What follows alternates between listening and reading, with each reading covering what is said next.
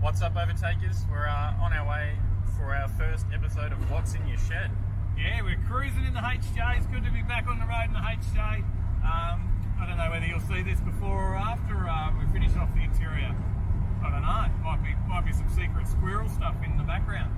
But yeah, we're going to go and visit Chris from Schumacher, the MD of Schumacher Asia Pacific. So we're going to check out his shed. Yeah. What do you reckon? Let's do it.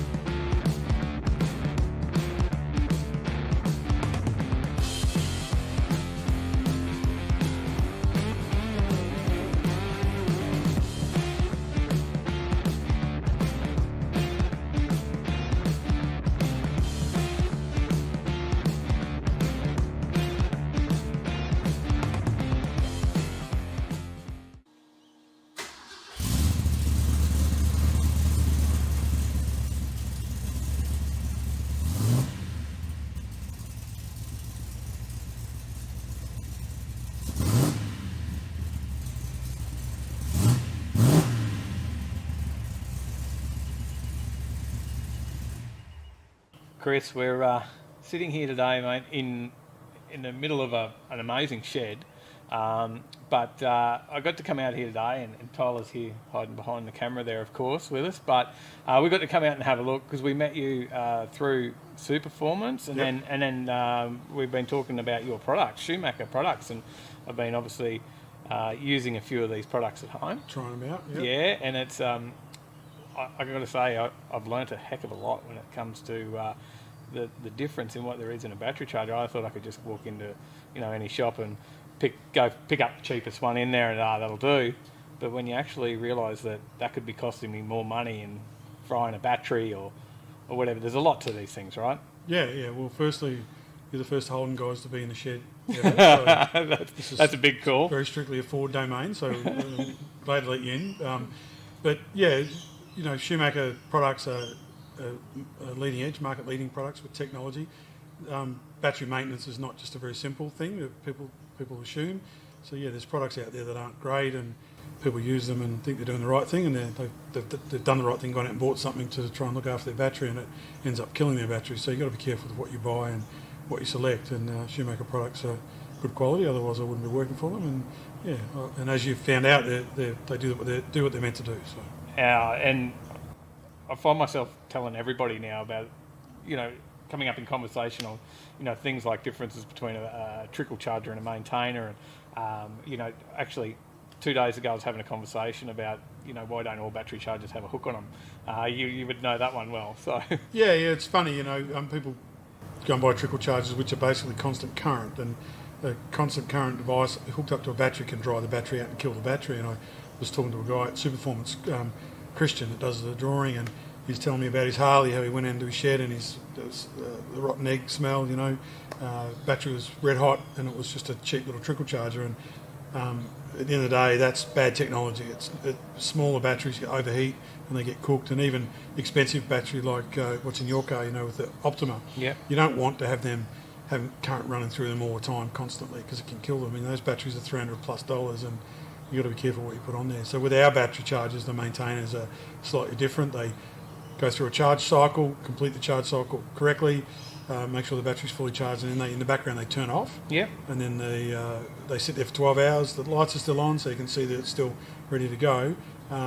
And yeah, 12 hours later they check if there's been any load or any voltage drop out of the battery. They'll do another cycle, and it just does the same thing. So it maintains the battery by checking and charging every 12 hours if needed, which is a lot better than a trickle charger. So it's something that everyone should understand. And I'm using a 3 amp battery maintainer now at home, and of course you've got one sitting here. Yeah. In front of us on the F truck. So Yeah, well, the truck's got a lot of compression. It's a big motor and a 406 cubes, and it's fuel injected, and it's got an ECU there that has some sensors that chatter away even when the keys out of the ignition. Something I could fix by putting an isolator on there, but for me, It's got 2 batteries. It's a big Yep. motor and it's hard to crank, so it's got 2 batteries in there. And I just leave the 3 amp, the same one, on there. It's my favourite charger out of our whole range. And the truck just lives on a 3 amp maintainer, and every time you want to use it, away you go. So, Yeah. And I was actually surprised at how cheap they are too. So, yeah. because after you go through everything, we have I thought, this is going to be an expensive bit of gear, and like you actually gave me one to try out. Yeah. And I was using Full that disclosure, you have free samples. Full disclosure. Yeah, full disclosure. And I was using that before I knew the price, and I expected it to be a lot more expensive. So, but and as well, there's videos out now. You can pick one of those up for $89. So, Yeah, exactly. Yeah. That might change as of this date. No, the prices are pretty competitive. I mean, in the past, some of the bigger brand names in Australia, you'd pay nearly $200 for the same thing. Yeah. But Schumacher is the world's biggest battery charger company, and we've got the volume that we put through for the North American market. So a lot of our components and a lot of the manufacturing is a lot cheaper because we make tens of thousands of pieces at a time. So the price is very competitive for our products. So worth checking out.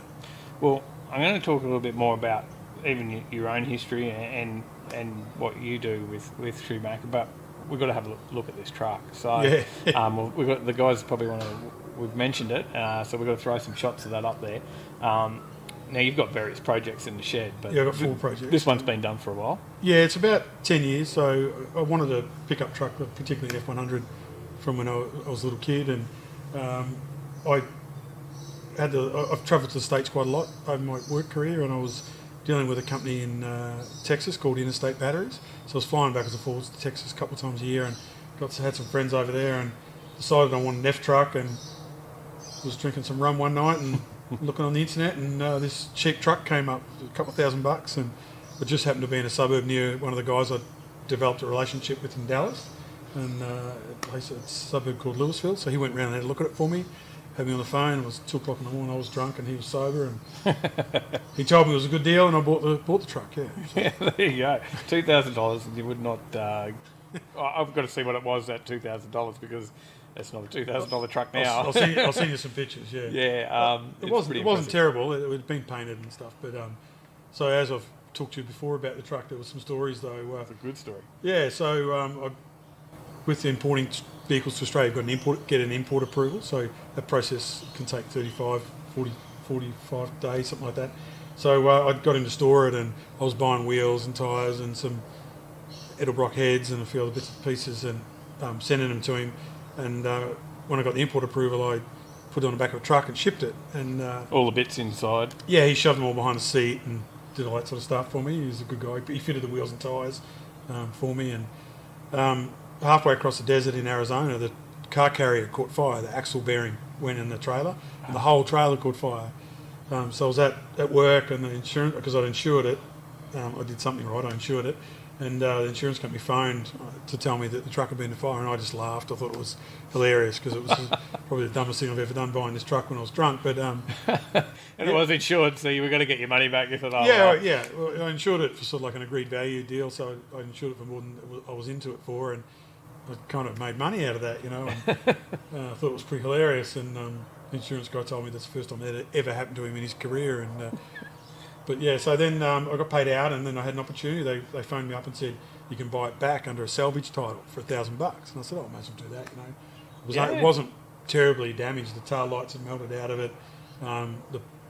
All the tub was burnt, but the front was fine, and the engine was fine, and the cab was fine. So I bought it back for $1,000 and arranged for them to reship it, and then it went missing. It had actually been stolen. So it's burnt down, then stolen. So anyway, we it wasn't a second lot of insurance, though. No.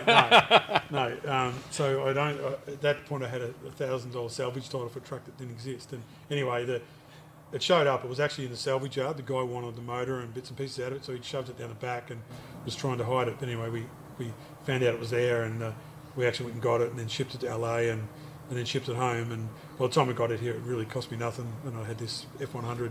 I don't think it was that easy. Like, you made it sound easy how he got that.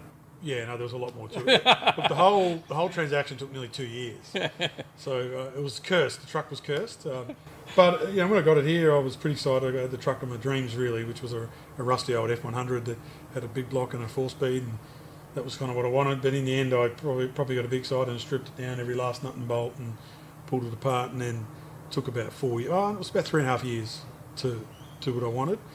So I bored the motor out, put the aluminium heads and manifold on it, put Holly injection on it, end up putting a 6-speed Tremec behind it, and then full back to bare metal paint. And there was a fair bit of warpage in the tub, so I had to try and get all that out. And just probably went a bit overboard, but I love it. It's a good truck. So. Now, how does that power? That big block with the Tremec, it's got a bit of go? Yeah, it's 525 horsepower. Yeah.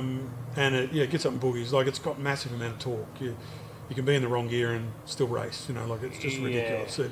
I've never taken down drag strip. It's got big, long leaf springs in the back, and an axle tramp's really bad. Yeah. So it doesn't like to do burnouts and take off on the line. But it steers. It sits on the road. You can drive it with one finger. It doesn't follow the contour of the road or anything. It steers really well. But if you want to bend a 6-speed, you put in the right gear and punch it. The thing lights up and away it goes. So but it is a big heavy truck, and but yeah, it's a lot of fun. Got really good brakes on the front. It's got race brakes on the front, and yeah. And now maybe some plans to change it up. It's been like this for a while, and yeah, I'm a bit bored with it, which is what happens. And I was talking to Todd at Superformance the other day, and he's pretty keen to put a Superformance front end under it, which is what I want.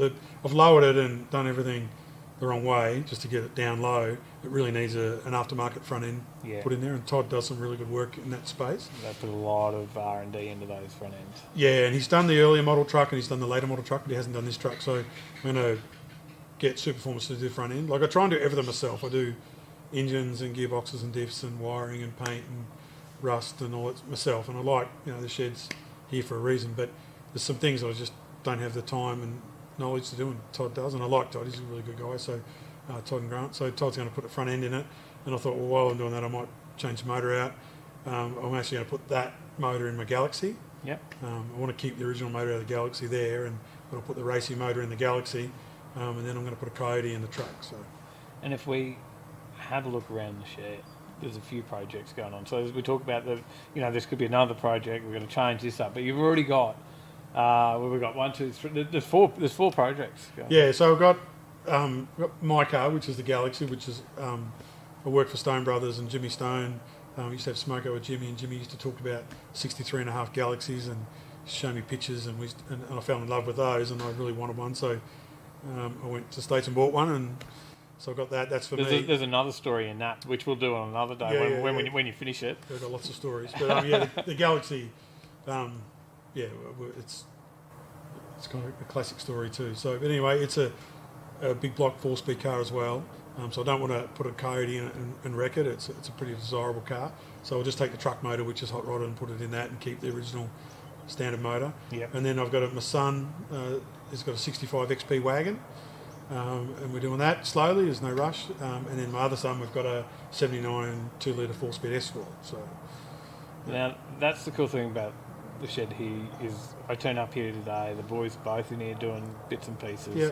And that's pretty normal. Yeah. So, it's just dad projects and fun time. Well, they go off and do other things, and they're not always down here. But I'm only in here on weekends, and I work pretty hard, and I'm always pretty busy. So to me, it's good to have those projects there. It might take us 5 years to do them, but they're learning. Like my son laid his first welds today. Yeah. And they never welded. I might try the welder, Dad. And I showed him how to fire it up, and he ran some beads of weld, and he's never been interested in it, but all of a sudden today he was interested in it, and I was really proud to show him that, It's a bit of a TAFE as well. Yeah. Teaching him stuff. Yeah. And my other son, Bailey, he's learned how to do a bit of paint. He's painted the Escort, and there's a RAV4 over there that he's been working on, just to splash a bit of paint on a few things, and we're actually going to have a go at painting the Galaxy ourselves. So, and it's a big, straight car, so if the paint goes on bad, it's really noticeable. So we set our challenge to ourselves to paint it, and we'll have a go at it. If it doesn't turn out any good, we'll sand it back and send it somewhere, Gold Coast Paint and Panel or something, and get them to finish it off, But and he does a bit of detailing. And stuff he as does well. detailing here. All the neighbours and family friends and a few other businesses in the area, he does their detailing here, and he has a bit of fun with that. So yeah, look, it's a pretty good setup. But then, back to Schumacher again. Obviously, you've ended up in there, but you mentioned there before Stone Brothers, and so your career of where you've gone from to now is always been in the industry of some sorts as well. Yeah, so I'm a mechanic by trade, a diesel mechanic. I worked in the mines when I left, when I finished my apprenticeship, and then I started selling oil. So I sold oil for over 15 years. I worked for Valvoline, Mobil, and Caltex. When I was at Valvoline, I started dropping oil off to Alan Jones Racing. And Ross and Jimmy Stone were partners with Alan Jones. So I'd drop off Valvoline, had Valvoline stickers on the car. Then when it became Stone Brothers, they really didn't have a full team, and they were always looking for someone to help, and I was a mechanic and interested in motor racing. I'd grown up around motor racing with my father raced and stuff. So I started pit crewing for them on weekends and going away to races, and then eventually I worked for them full time. So I ran their engine program. From a business perspective, I didn't build the engines, but I ran the business side of it, understood the engines, and had a team of guys. And we did engines for Triple Eight, Brad Jones Racing, Mark Larkham, and then some of the development teams as well as obviously Stone Brothers. So Paul Cruikshank Racing as well with the Warren Luff drove their car, so we did their engines as well. So yeah. And then you've learnt a hell of a lot about batteries. Yeah, so I bought into a battery business and ran that for a while, and then it was when we had a battery company that I started to import Schumacher. Yeah. And yeah, there's a lot more to it than people think. Yeah. Keeping your battery maintained or charging a battery that won't charge. People leave batteries sitting around flat and then they won't charge. You've got to have a fairly intelligent charger to stimulate the cells, get the cells to charge. So yeah, I have learned a bit about it over the years, and I guess it's key for me to be. I like the industry, you know. I grew up around the industry, been in sheds since I was really young, and I learned how to weld when I was 14. You know, with my old man, and yeah, it's just for me. I've got the ideal job. I love my job. I'm in the industry I love. I get to talk about things I know and I'm passionate about. Yeah. The product we sell, it's good quality. It's competitively priced. We've got some great customers. So yeah, it's good. And there's fun. quite a big range as well. I think. Yeah. Because you know we're talking inspection lights. You know, all different lights. Yeah, we have battery chargers from 1 amp to 350 amp, or we've got a new range coming out where they have jump start within the charger in big heavy duty workshop stuff. We have 100 amp chargers for ECU tuning. We have a really wide range of chargers. It's a really complex area when you look at all the applications. And then we just have handyman home workshop stuff as well. But yeah, battery testers. We have scan tools, very basic scan tools for recoding battery codes in European cars. Yeah, lithium jump starters. We have a pretty good range of lithium jump starters. Lead acid jump starters, which is the old traditional heavy jump starter. Yep. We do them that you can jump start trains, 72 volt. I was going to say, I've seen a video of a diesel train getting jump started. Yeah, 2,500 horsepower two-stroke diesel in a train down at Pacific National train down at a workshop in Spotswood in Melbourne. They wanted jump starters for their trains, and they had a very sceptical, these old salty rail guys, that our jump starters could start their big diesel locomotives. And I gone down there and dropped off the unit. They made sure it was safe, and I was allowed to come back and jump start a train. And they, right until the point it cranked, they said there's no way that little thing's going to jump start that train. And yeah, you've seen the video. It slowly cranks over and gets it moving, and boom, the train starts.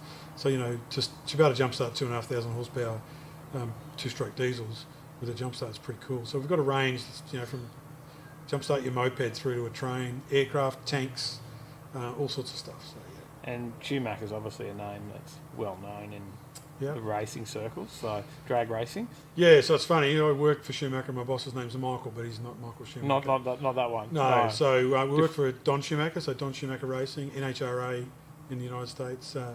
Very famous over there. Everyone knows the Schumacher family and what they do and where they've been. So Tony would be the son, and so Tony's the current top fuel driver, and then Don Schumacher started off in funny cars a long time ago, and he got out of racing for a while he built the electric business up, and then when Tony came along and wanted to race, they got back into racing as well as Schumacher Electric. So recently won holds the record for the most championship wins or something. Yeah, 351 as of the US Nationals in Indy a couple of weeks ago. So 351 Wallies, as they call it. Well, it's a pretty big record. And then 17 championships, full championships. So yeah. There you go. So they know their stuff. So they know how to jumpstart a top fuel. Yeah, and really good people. I've worked for big corporates. As I said, worked for Mobil and stuff, and working for a family business of that size is pretty cool. And particularly when Don is such a nice guy. I've met him. I've been to Las Vegas to the drags and got to sit up in the motorhome and talk to him about different things while he was watching college football. It was pretty funny, watching the football and talking to him. And then he jumped in the golf buggy and went down the start line and watched a couple of the funny cars run and got to stand right behind the funny cars as they went down the strip, and your whole body shakes and that sort of stuff. And we had a win, and you get a high five from Don Schumacher, and it's pretty cool. Yeah, definitely. Yeah. Well, mate, I think we'll actually, because as you said before, we've got a couple of the products that we're testing out. I want to try them out. We're going to. I've already started trying them out. Don't worry about that. Everyone's probably already seen the lights using those recently. And someone said to me, another mate of ours through YouTube, Zig, he said he's been using Schumacher light in his workshop for years, and he's dropped it into everything and off of everything, and he said it still goes strong. And I said, well, if you ever need one, then let me know, I'll hook you up. And he said, no, I've got a pile of them on the shelf for sale as well. He goes, but he said that one's been going for years. So they do last, and they are solid. Like, you can feel the weight of those lights. And really powerful magnets, and the handheld, the main handheld model we sell, the 137, it has dual batteries as well, so it can run for 8 hours. So you've got a guy in a workshop that's working on his car all weekend, and he's, like me, eyes aren't that good anymore. Yeah. Having good light's important to be able to see what you're doing. So that's a really good light, the SL137. That extra runtime in the battery really helps out. And the magnets are strong, because I was doing the O2 sensor in the HJ today, and I was under there, and I said, Tyler, grab me the light. And he said, he had to have a second go because it was stuck to the toolbox so well. Was that the slim light? Yeah, that was the inspection. It's the most powerful magnet out of all the ones we've got. Because it's not a huge magnet. No, it's a really small light, but it's so powerful, Yeah. We've had people put them under cars and doing servicing and stuff, and the cars left, and they had to come back, it's still there. Call the lady, bring the car back out. We think our light's underneath, and it's still there. So it's flat, but it's still there. So. No, it is cool, and we'll keep watching, because we'll do some other videos and actually just show you the range of what's out there, and hopefully people can jump on there. They can find your website. Yeah, so we've we've rehashed our website a little bit lately. So just Google Schumacher battery chargers, and website's got some good links in there too as well. We've got a Facebook page. They should be able to find us. We'll drop all the links below, and then Superformance have got your products in there as well. Yep. You want to pop in, if you don't want to order something online, the easiest thing to do is pop into something like Superformance, get it off the shelf. Sydney Tools, there's places everywhere around. Yeah, and online we've recently done some stuff with Stinger Australia. Some guys I noticed you were using their insulation, which I've got some there for the Galaxy. One day you can come and help me.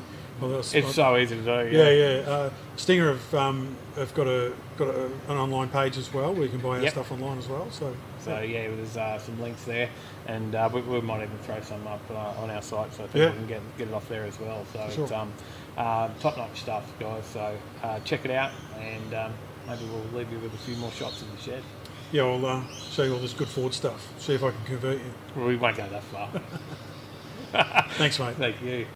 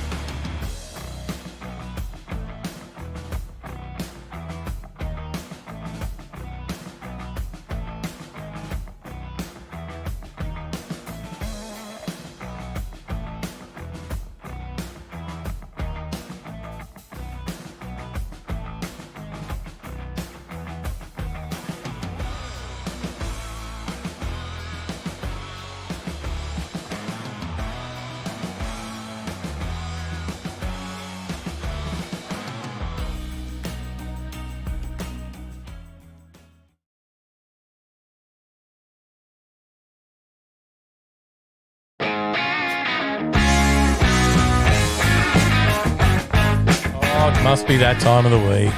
Yep, it is. Thursday evening. Mm-hmm. Hey? It's 7:30 p.m. Here we are. on the dot. G'day, guys. How we going? How you doing? Yeah, I'm doing pretty good. Going all right? Got a new hat on, so. Oh, no, I wasn't going to mention that. Don't mention that stuff.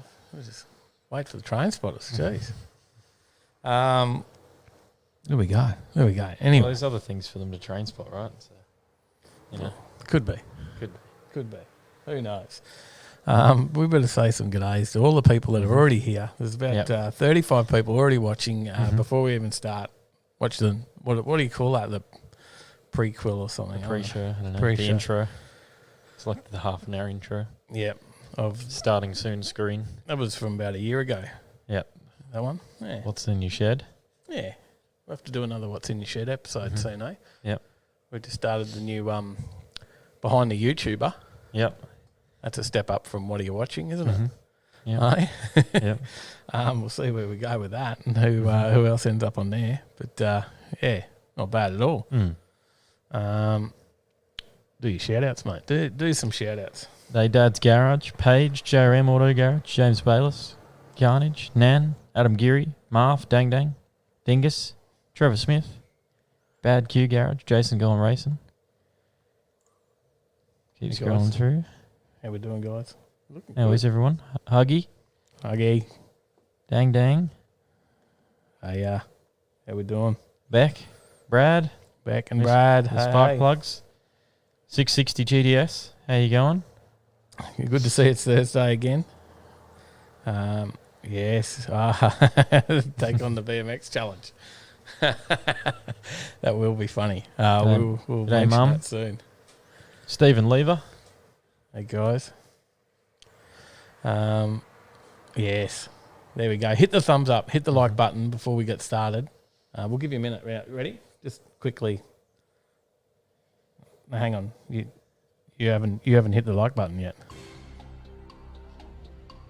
Yeah, I know you did, but no, he hasn't. Come on. Did you Thumbs do up. it? Come on. There it is. There it is. All right. That's better. Okay, now we can go. Nice. Jason Tompkins, Mark Biffin. G'day. Stephen Chandler. G'day, guys. We can get started now, can't we? It's been a big week. Massive week. Went crazy busy this week. So, bit of everything going on. How you been doing? Yeah, going well. Yeah? Yeah, doing well. How's your car? There's the car. Yeah, it goes. Yeah. It goes now. Did it not? Was it last week on the show that it Yep, wasn't going? It was not go. It was No go. no crank, no start. Yep. Last week. So And not even a click from the start of her. you had nothing. Yep. So how did your newfound mechanicking skills go across the week? Yeah, I had a bit of a Where hand. did this start? You didn't film any of it for anyone. No. I said after that, why didn't you film some of Yeah. that? But let's talk about the whole experience, mate, because you've not done too much stuff on your own on your cars before, really. No. I ended up getting a hand from my mate Will. Yep. Who's an auto electrician. Well, you didn't do it on your own. Oh. No. Cheated. He's an auto electrician. Works on pretty much trucks mainly. Yep. Knows a fair bit about the electrics behind cars. So came over to give me a hand with what was going on, and then we found out it was a dodgy earth because there was a nut missing on holding the earth actually on properly. Except you spent a week trying to do this without getting under the car, right? Well, I spent about a day trying to do it from above the car and holding my phone in weird angles to try and see things. I lasted about half an hour Yeah. and got cranky and said, go get the quick jack. Yeah. And you were like, oh. Yeah, I got it eventually. And eventually you come and got the quick jack. Yeah. And then it was fixed. Mm-hmm. Once you could get there, eh? Yeah. So starts now. No parts needed. No parts needed except for one nut we had to find, which is a pain. I think there was a few nuts there, but Yeah.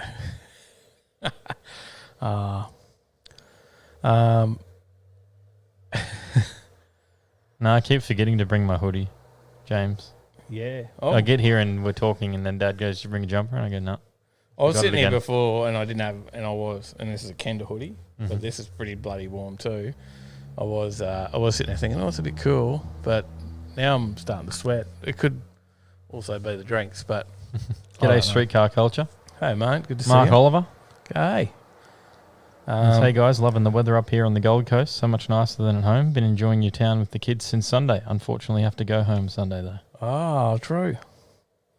Well, it's been terrible cold weather. This is cold for us. Yeah, freezing. It's been pretty cool. Dang Dang says you went all VS Commodore, Tyler, and lost some earth straps. Yeah, Yes. So, but that was you got the car going, so it's all fixed. You're happy now. Yeah, Yep.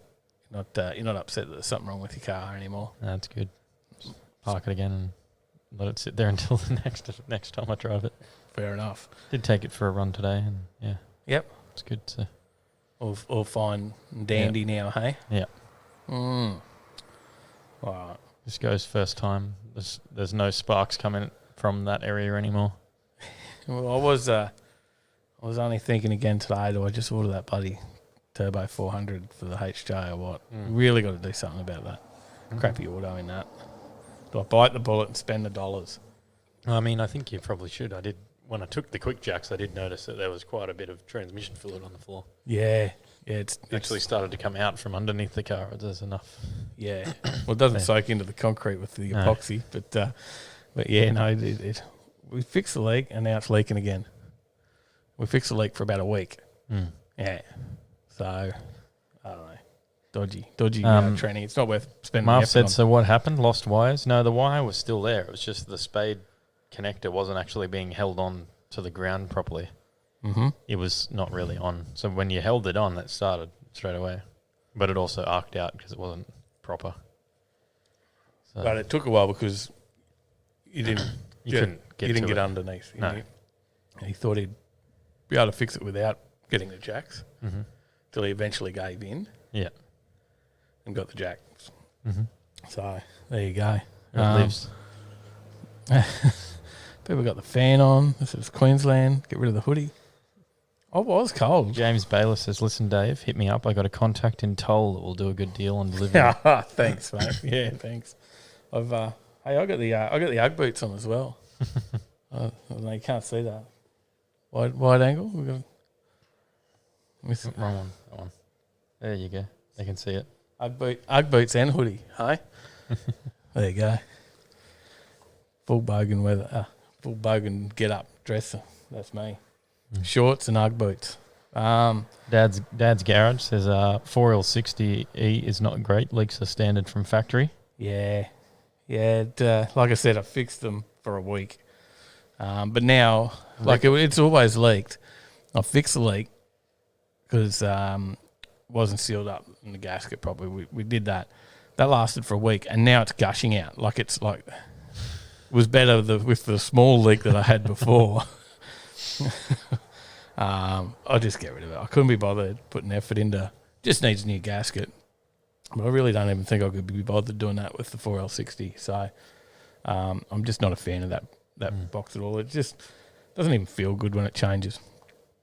So there you go. Streetcar Culture says, is that a Mazda I spot in the drive? No, I keep getting the wrong angle. That one. That's a Honda Integra. That's an Integra. Yeah. Jamie Knight, g'day. Hey, mate. Hey. Isaac Smith says, Smith Bros Racing here. G'day. Hey, how are you? Stephen Chandler says, Tyler's Auto Electrical. That was Will's Auto Electrical. Yeah. He come and got you out of trouble. Yeah. So, yeah, well, actually, we'll do some videos on the Integra soon, right? Mm-hmm. I think we're actually going to start filming some stuff on that this weekend because we got a big box here. small package. Yeah. Have you got a small package? No. No, you don't. Oh, sorry. Big one. He says he's got a big package. Look out, ladies. It's quite heavy. It is a big. What could be in there? I don't know. We can't mention that. We're gonna wait for the unboxing, all right? Yeah. We probably already. I think we've already spat it out before. Probably. Probably in Discord somewhere. So, anyway, It's not going in the bin. Well, something will be going in the bin, but not the new parts. No disrespecting. Huh? Not disrespected Integra. So true. But I don't know. Where was I going? I've got nothing. We'll just show the start of the show. Ready? There it is. Look at that. Where are we up to? Live show episode number 6. Is it? We're starting all over. It feels like we've probably about as episode experienced 96. as someone that's done 6. Yeah. But no, apparently we've done this nearly 100 times. And 41 podcasts. And Shane Sermon. We g'day, still how seem you to going? not really have much idea of what we're doing, eh? After all this time. But that's a few episodes, mate. Few episodes. Don't forget Schumacher. support us by grabbing yourself some Schumacher. Been a lot of stuff going out to the Schumacher stuff over the last couple of weeks. So SPI 3s are still the most popular, definitely. Yep. So, yeah, very, very hot little item, those ones. Mm-hmm. Every time we get them in, they sell out. So we're forever getting more in. And the binder. Binder. I forget. Bit of binder. It's not even everything there. Look, there's a heap of new stuff. We need a new photo, don't we? Mm-hmm. We certainly do. Yeah, gee. Do some product photography, mate. Yep. And then, of course, our merch is on our store as well, overtakingLane.com.au/shop. Forever adding to that sort of stuff. Yep. They can see that now, what you just did, but, What? they couldn't see it a second ago. I It was just on went another forever screen. doing adding. Yeah, adding things, yeah, of course. So, yeah. Talking about that, what's the other one there behind you? What's going on there? Everyone likes us on our hot sunny days out in our straw hats. Not sure if that's how it sits on your head, but Well, maybe not with headphones on as well as another hat. looks a bit funny. That actually doesn't fit your head very right. No, gee, don't buy that. Look at how it fits. Gee, that dodgy hats, mate. Hey, right in time for all the winter sun. As an event. Yes. Well, the winter sun, yes. Keep that. We've done it. They're not on the website at this stage because we have to investigate postage because that may be a slight issue because there's a thing called cubic size in postage and we can't squash them into a satchel. Yeah. They will be available at an event near you. Definitely available at events, 100%, but we've got to see if we can still actually not cost stupid amount of money to send them in the post, which it may do. We'll talk to the post office. Sally will go and investigate that for us tomorrow, maybe, if we talk to her really nicely when she gets home from work. Or maybe leave it till tomorrow because she'll tell us to get stuffed if we mention it tonight. So, anyway, got any more comments or we've got to start the show? We've got to start this first segment, mate. We'll start the segment in a minute. Oh, Marv we says have R33 in the bin. Team no RB junk. Well, yeah, it's getting more RB. Yep. Get an RB30 in there. That's what we'll get there. Just more RB. And then we'll definitely chop Dave with that one. Yes. I also looked at one of those. I've been looking very hard at an RB30 actually. Yeah. There's definitely no auto for the HJ if I buy an RB30. We're going to RB swap the HJ or something now. Take the No. LS out or... No, it comes in a car. Ah, okay. There you go. G'day, Will. I'm There's always Will. looking at something. You know what I'm like. Leeches. It's Will. Our Auto Alecki. Mm-hmm. We're only talking. We need some more projects to bring him on. Hey? Yeah.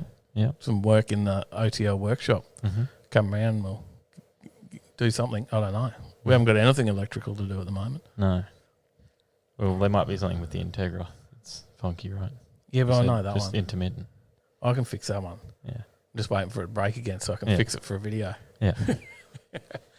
Um, Dang Dang says OTL cattle tags and or Akubras. yes. Brad will hook us up on those. Beck says country boys and girls love cattle tags. So true. So true. But there you go. There you go. What were we talking about? Oh, we had a... No, I don't know about a Glide and a HJ. The HJ was always meant to be a cruiser, Jamie, although... You can buy a Glide and then it can sit in my shed until we put it in the Skyline. If you want to buy one for me. I just want that extra Good third present. gear, I think, just for... Is that or is it the same top end gear and you just get an extra low end gear with a Turbo 400? I've never owned a Glide, so but it's definitely better for the track, right? So, yeah. Isaac Smith says RB stands for rice burner. Yep. So, but I could just forget my dream of looking at that. Well, it obviously comes in a Commodore, that RB, and just put some money into that HJ. Wouldn't be a lot around the same price. We could probably put some boost into the HJ as well. Yeah. once you got a decent gearbox in there, hey, we might as well straight boost at it Twin turbos? Or and then blow the motor, so we've got to replace the motor. then you go 5.3 iron? Well, a little one. Yeah, something, you know. Might go big. Daniel Ward's he's got the combo going pretty well in the Valiant. True. True. No, we might pull the L98 then out of the ute, throw that in the HJ. I might put the 5.7 in the ute or something. Or you're going bigger than that. You're going like a big LSX cube or something. something. Yeah, we'll find something else. RHS 502 or something. I don't know about. Maybe. No. I don't know. We'll work something out. We always dream. So, anyway. Are we doing this segment? Are we doing it? Or have we got more comments there? Jamie Knight says, yeah, nah, same Top Gear, less weight. Yes. Liner. Yes. Could be done. But I don't know. Pretty happy with that Turbo 400 in the BE. I like that. All the same shifts in the HJ. What are you laughing at? What did you see? Will's comment says, nothing beats an RS BMW, though. So we pulled up behind a BMW at a set of lights today. Did he beat you? With that, no, it had a RS Civic, like the RS badge off of a Civic on it, on the back of this BMW. Oh, okay.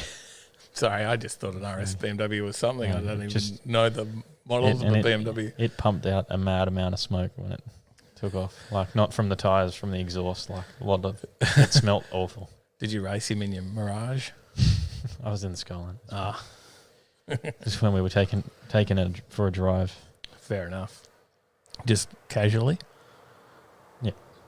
Just a casual drive. Yep. Just a quick squirt going onto the highway, you know? I bet. I bet.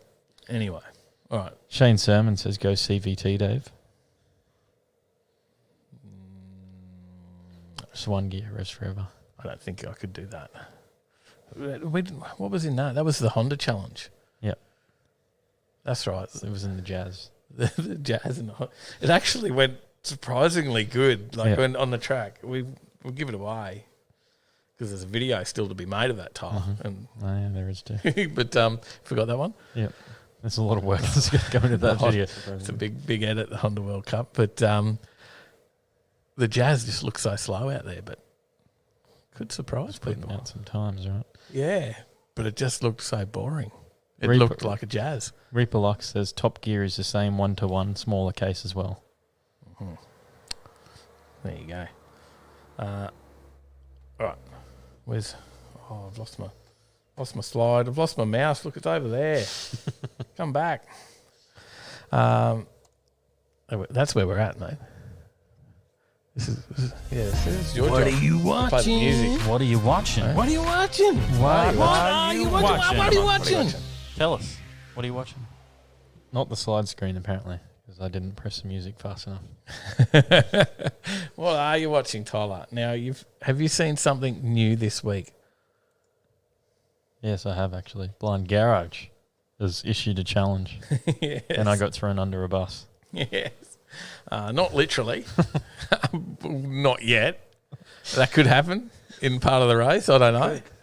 I don't know how this is going to happen. Have to make sure it's as far away from cars as possible, because that can be pretty dangerous on a BMX bike. Yeah, Blind Garage. Guys, have a look at Blind Garage. There's a video on there calling out Overtaking Lane. Now, I've been having a chat to him this week, and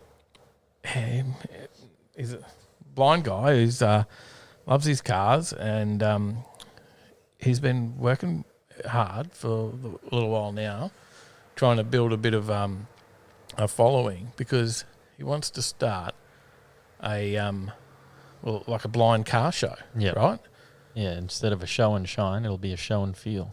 Yeah, so people that would go have got to be prepared that people are going to touch your car. Like normally we go to a car show and it's like, man, don't touch the car. Yeah. Don't lean on that. Don't. But this will be different. They'll go around and this is how they'll see the cars. I'm going to touch the cars. If it was great enough to be at a track, we could then also have some runs and stuff in the cars. People could take them for a drive. They could hear the car, touch the car, all that sort of stuff. I just think that's a great idea. And I'm like, mate, we'll help you. Whatever we've got to do, whatever you need, we'll help. And he said, oh, how about we do something together to start with, and we could do a bit of a video to build some awareness and do a blind BMX race. Mm-hmm. So he said one of us would have to be blindfolded. Well, we could both be blindfolded. He could be blindfolded too. Yeah. There's really no point in Not that. really much point. But yeah. But if you feel better, you can also blindfold him, if that makes you feel any better about life. But I don't think it's going to make any difference to him, and he won't have an issue with that, of course. he probably won't even see you coming to do it. So, and yes, I give him shit like that because that's just me. he can take a joke. But yeah, so blind BMX race. Yep. And he said which one he is going to do it. And, of course, you were not in this conversation, so I thought you should be in this conversation. So I mentioned your name. Yeah. You know, I just thought that was an opportunistic time to bring you into the conversation, even though you still weren't there. Mm-hmm.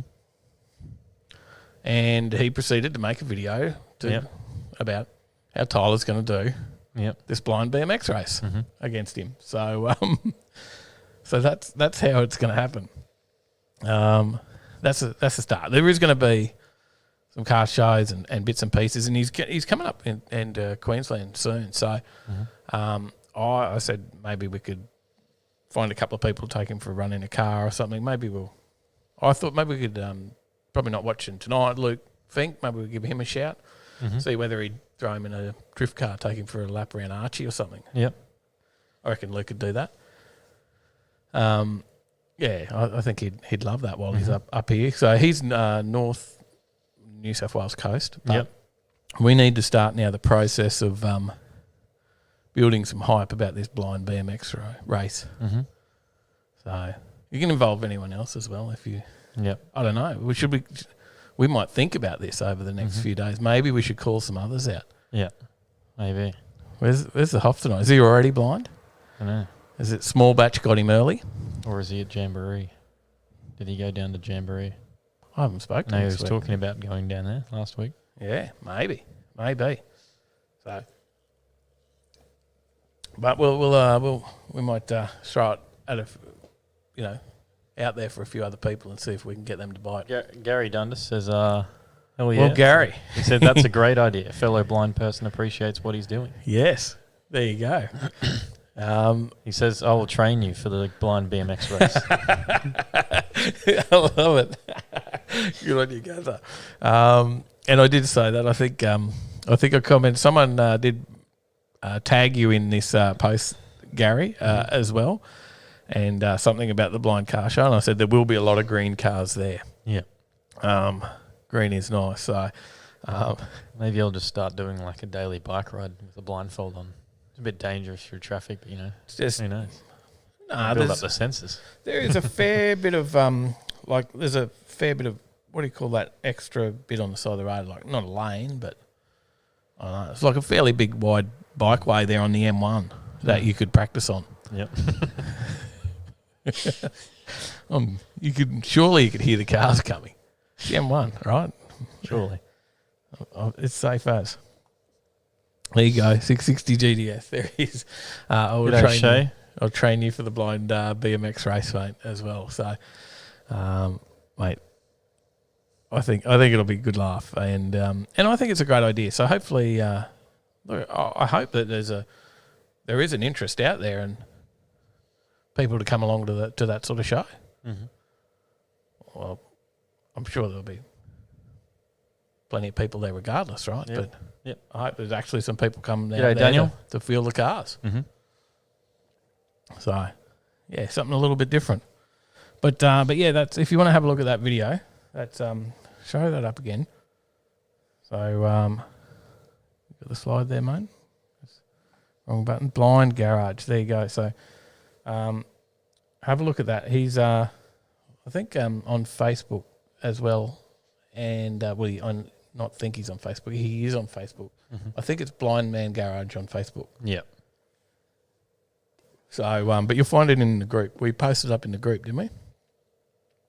Yes, you did. In the Overtaking Lane group. So we shared it in there. Gary says, yes, that was Clarky Dave. He's my driver of the 660 GTS of mine, green one. Ah, okay. Yes. Perfect. Shane Kane, how you going? G'day. That is correct, Reaper. There's no more tow bars for the Hoff. No more tow bars there at Cleveland Exhaust. And no more general exhaust repairs. It's custom exhausts and dyno tunes. There you go. So I'm just catching up here. Mad Cow Mark, g'day. All right. So, we're not sure how the course is going to work or where the course is going to be. I don't know if it's a BMX track or how this is going to work, whether it's just a straight race, is it 8 mile? I don't know. It's a long way for you to get to, isn't it? 60 foot? I don't know. What's could it just be a 60-foot race? I don't know. Straight? Or should there be somewhere where you've got to turn and come back? Oh, the turn, jeez. Run into him. So, but yeah, no, it should be good fun, right? So all in good fun. So, but yeah, keep an eye on that, and we'll do that. Am I sponsoring Black Label now? Yes. I'm giving it a go. I'm still trying to get a sponsor from these guys back here too, but right? Can't really see it now. The big heads. We'll break them out shortly. So yeah, there you go. So what we got any more? I don't know. How's this segment worked on? What are you watching? What are you watching? What are you watching? What are you watching? What are you watching? Tell us. What are you watching? It's good you put this one in here. I was going to say to put it in. Oh, where? Yes. Well, I know I watched it, and I know you watched it this week. So I haven't finished it yet. I only watched halfway through so far. Oh, well, let's take it out and we'll leave it for next week then. Sorry, don't look at that. You know more about it than I do. Evan Shanks. We've mentioned we watch Evan Shanks, and he's got an amazing workshop that he's built, and it's massive. That was the time when I need the OTL world headquarters. Was after the Shank shop. Was it the Shank shop? Shank Shack. Shank Shack. But the video this week on Evan Shanks is him getting flooded out. So they've absolutely... This isn't the first time he's been flooded in there, but this is the worst the worst. Time he's shared it, this really, is isn't the it? worst one. Yeah. He's not shared it on YouTube. He's shared it on maybe his Insta. Yeah. And sent the photos to the person who built the shed, or the concreter. Yeah, so he paid a lot of money apparently for the setup for the drainage and specific pump that's supposed to drain it all out. Yep. So he's paid a bit on that, and none of it works. And it's just filled his shed with water. Yeah, so it's just it's like ankle deep in there.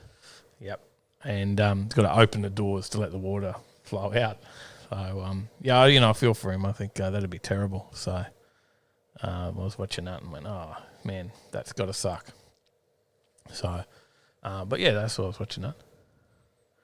I don't know. You got anything else on that? I didn't have much else on it, but no, not really. Just give it a watch.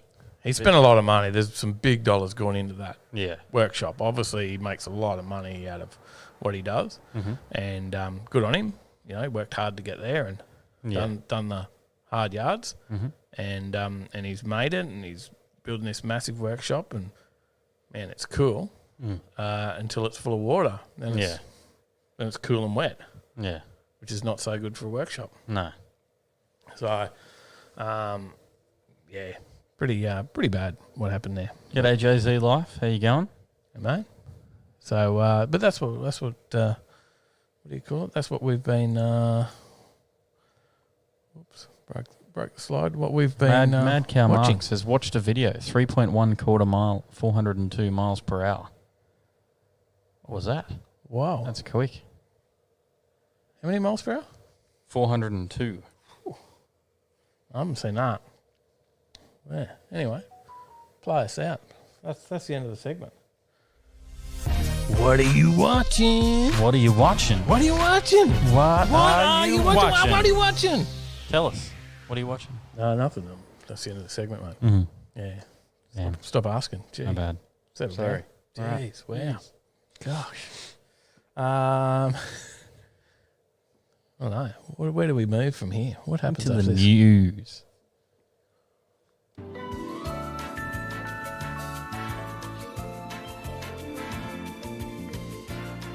Oh, this is beautiful. You want me to do something? News. Road Is trip. Is that news? Are the spots full yet? Hmm? I don't know if they're full yet. Not sure. They Good must be, question. I don't know if it's full, but if Must be it's, close if it's if not. it's not, there must be like 4 spots left. So maybe 5. 5th to 7th of November, road trip drag challenge. If you're not there, then what are you doing? Yep. I spoke to Mick this week, Mm-hmm. and he said, is Tyler keen to get out of here as Yep. well? And I No. said, nah. And he went, oh, here's a spot for you. And I went, nah. I don't know what he's doing. I guess I don't I even know if I think he's busy that weekend. I said, Oh, I guess I'll just take your ETs back. no, I said, yes, he is keen. He would like to get out there. I said, you know, I wouldn't mind having a run myself. I said, I feel, you know, a bit left out now. Tyler's going to have a run. Sally's going to go out there and race. And I'm not. I'll feel weird not racing. And he said, Dave, you can have a run.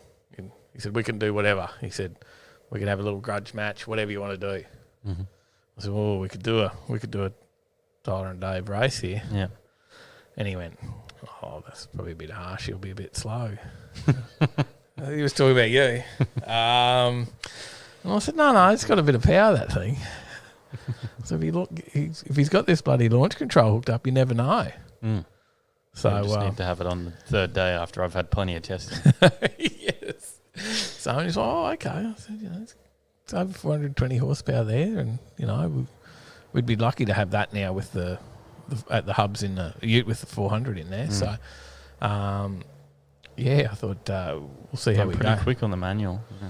Pretty quick. No, Mark, I haven't spoken to Matty yet. Question. That's a good point. We were going to do that for this week.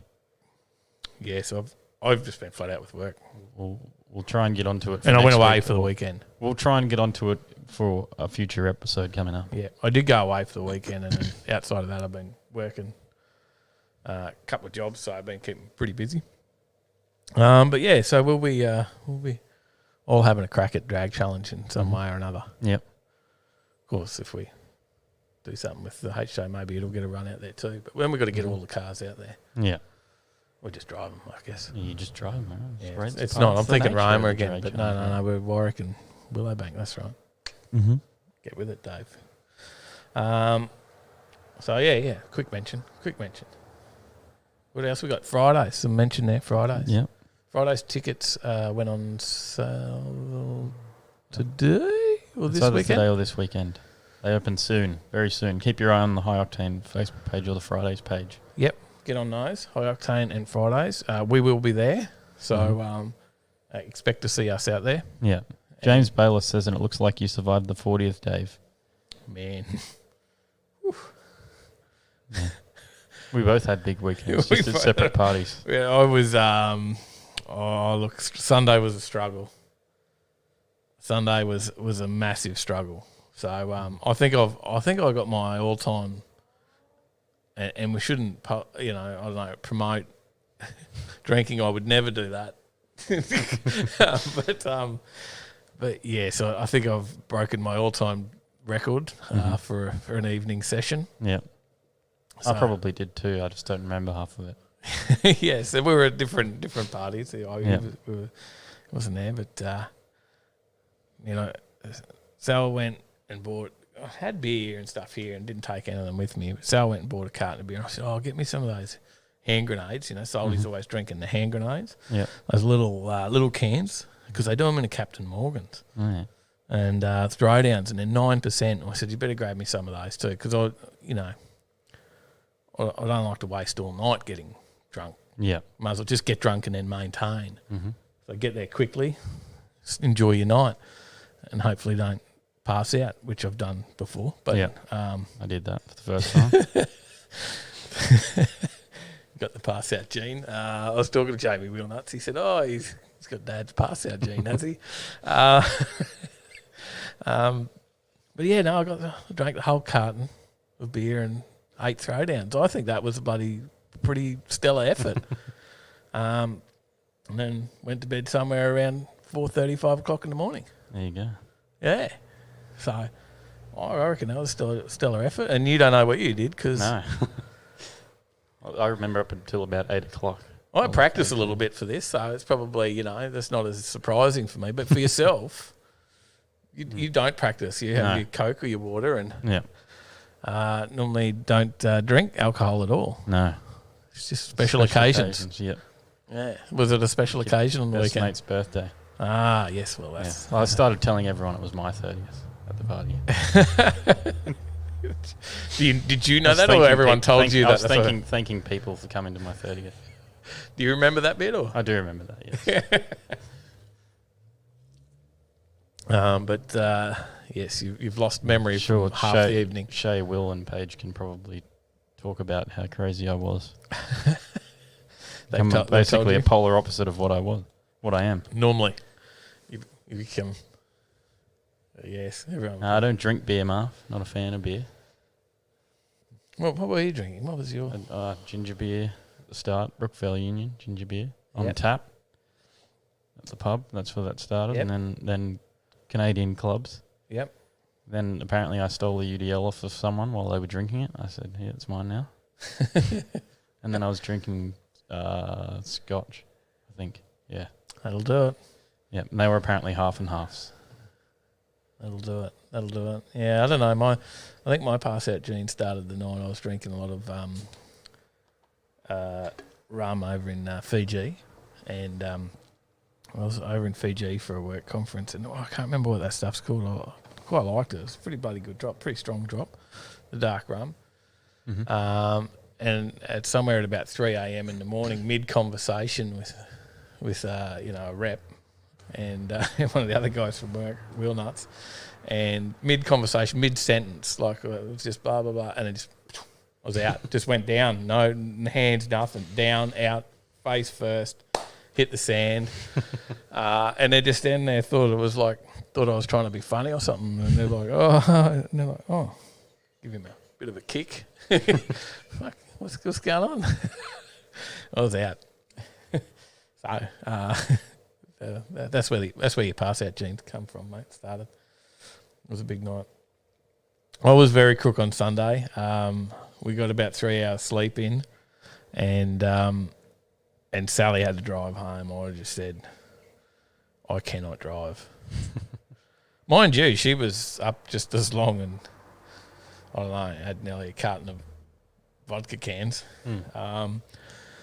And plus all the rum. She ended up running out and drank a heap of someone else's rums. And she had to drive home, so I couldn't do it. I was pretty bad. But that was our weekend. There was no filming of that. There was so no video coming of that one. But man, we had fun. It was just a good let your hair down weekend. And happy birthday to Rosie. Hey, Steve. And Will. So, anyway, we're way off topic there anyway. Because that's nothing to do with cars nor anything. It was just us getting pissed on the weekend. But we have a habit of rabbiting on these days, don't we, on the show? Anyway. Hence the title. Hey, yes. Yes, that's right. That's right. Have we even done a news story yet? No. Oh, really? We haven't gotten that far. Yeah, we better get into that. All right, let's do one. Corvettes, there you go. Thanks for listening. It's a good story. C8. We were talking That's a C8. Corvette. Man, C8. When they're coming to Australia, blah, blah, blah. Hey? How much have we said that? Oh, many episodes. Right, but this time, we got nothing about that. Actually, there's nothing in this story about that at all. This is just a fast one. This is what we could be doing if we had them in Australia. Yeah, maybe. This is Anderson Dick. He wheeled the Fuel Tech twin-turbo nitrous-injected C8 to a 9.6 second quarter. There you go. We're getting quicker. Getting Threw quicker. down 1,075 horsepower on their in-house hub dyno, and then did a 972 at 146 mile an hour in the quarter at Virginia Motorsports Park during the Outlaw Streetcar Reunion. That was when they were just getting started.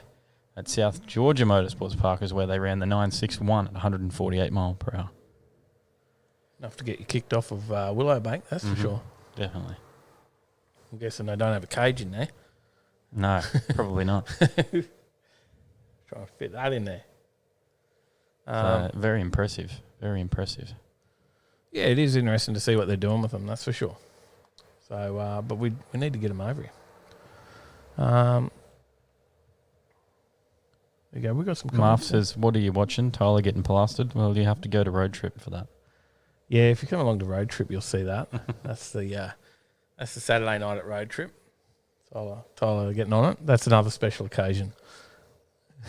Hey, one more special occasion for the year for you. Yeah. Yeah, look forward to that one.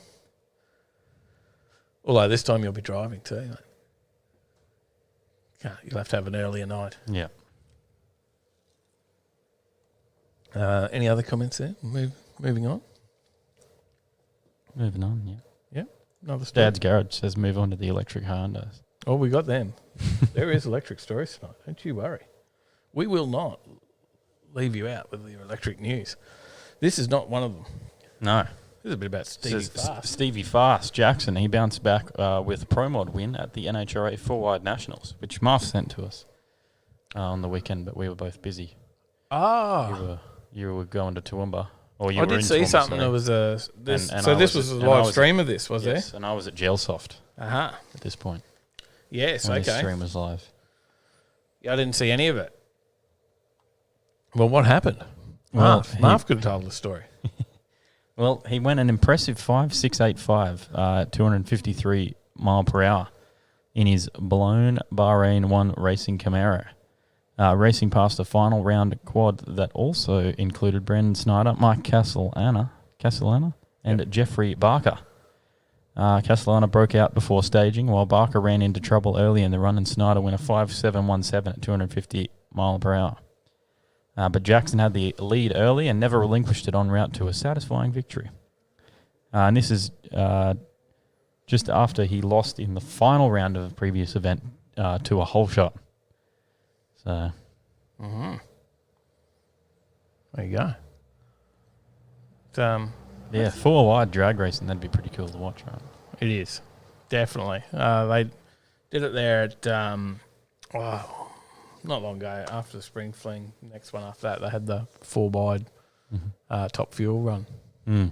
Oh, massive. Have you watched the video of Top Fuel racing in Japan in the rain?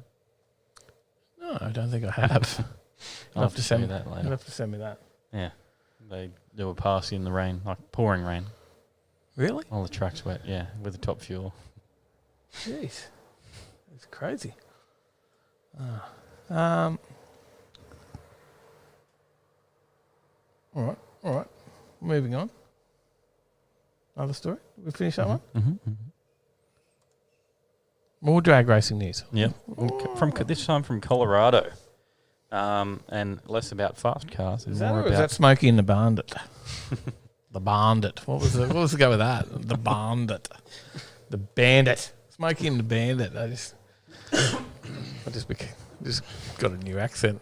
That's the Black Label accent. The Bandit. Yes, this is something What's we've going seen on? before in Australia. Mm-hmm. It was named Operation Drag in the 90s. Is that correct? I never went. No, I don't know. Well, sometime back in the Never got to 90s go. or something, maybe. Someone will tell me in the chat when it was. Operation Drag was on the Gold Coast, where you could go and race the cops at the drag strip. They encouraged you to come down and race them. This is obviously them just trying to get the street drag racing off the streets. Yeah. So Colorado are Track. doing the same thing now. They're steering drag racing off the streets and onto the track. yep. So Bandimere Speedway, I think it is. yep, Bandimere Speedway, west of Denver. The State Patrol runs a program called Take It to the Track, which is in the hopes of luring racers away from public areas to a safer and more controlled environment, even allowing participants to race a state trooper driving patrol car. The program's goals have gained new importance and urgency this year as illegal street racing has increased amid the coronavirus pandemic. Take It to the Track is open to anyone who wants to race, regardless of vehicle or ability. Look, this is a really good idea. I think this is something that is feasible. Mm-hmm. I think we've had some, other Muppets want a free skid pad and stuff like that. But this is actually something that's more feasible, is going to a proper place and being put on by the authorities. I think it's even better. Now, a track like Willowbank could get behind something like this as well. Yeah. Involved with the authorities, and bring this sort of thing on. Yeah. Right? It's been done before. It's not a new concept here for us, but it's something that hasn't been around for a long time, and I think it would be good. And getting out and getting people onto the drag strip as well. So people that mightn't normally go and have a go, and I know that obviously was a long time before I ever had a go on the drag strip because, I don't know, didn't want to embarrass myself. My car wasn't good enough, whatever. But none of that really matters when you actually get out there and just have a go. And because of the YouTube channel and what we do, we got out there and you had to go in a Mitsubishi Mirage and, but you probably never would have. Before that, no. We hadn't been doing the YouTube stuff. You wouldn't have went, let's take the Mitsubishi Mirage to the drag strip. No, I never would have been like, even for $20 back then, I wouldn't have been like, no. You would have been like, no, I'm not running that. Embarrassing, right?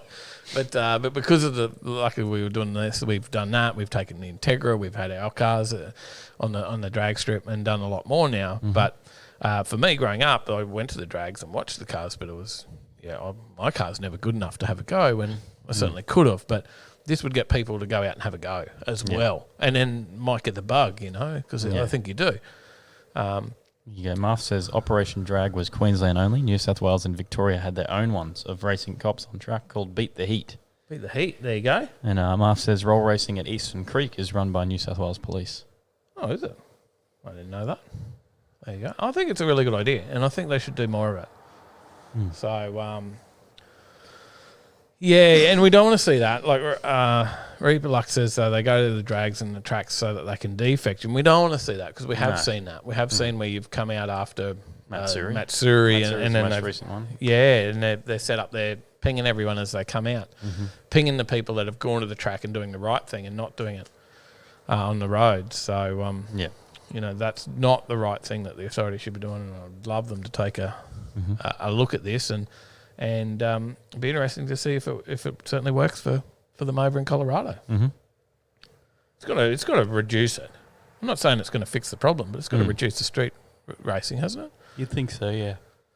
To an extent, make it somewhat cheap. If they can do like the Friday Nights Lights event at Willowbank like we did a few years back, and you go and race for $20. Yeah. Like there's obviously things they can do, right? They could have something like that, whether it's a Friday night or whatever, where the guys go out and they race for $20. Yeah.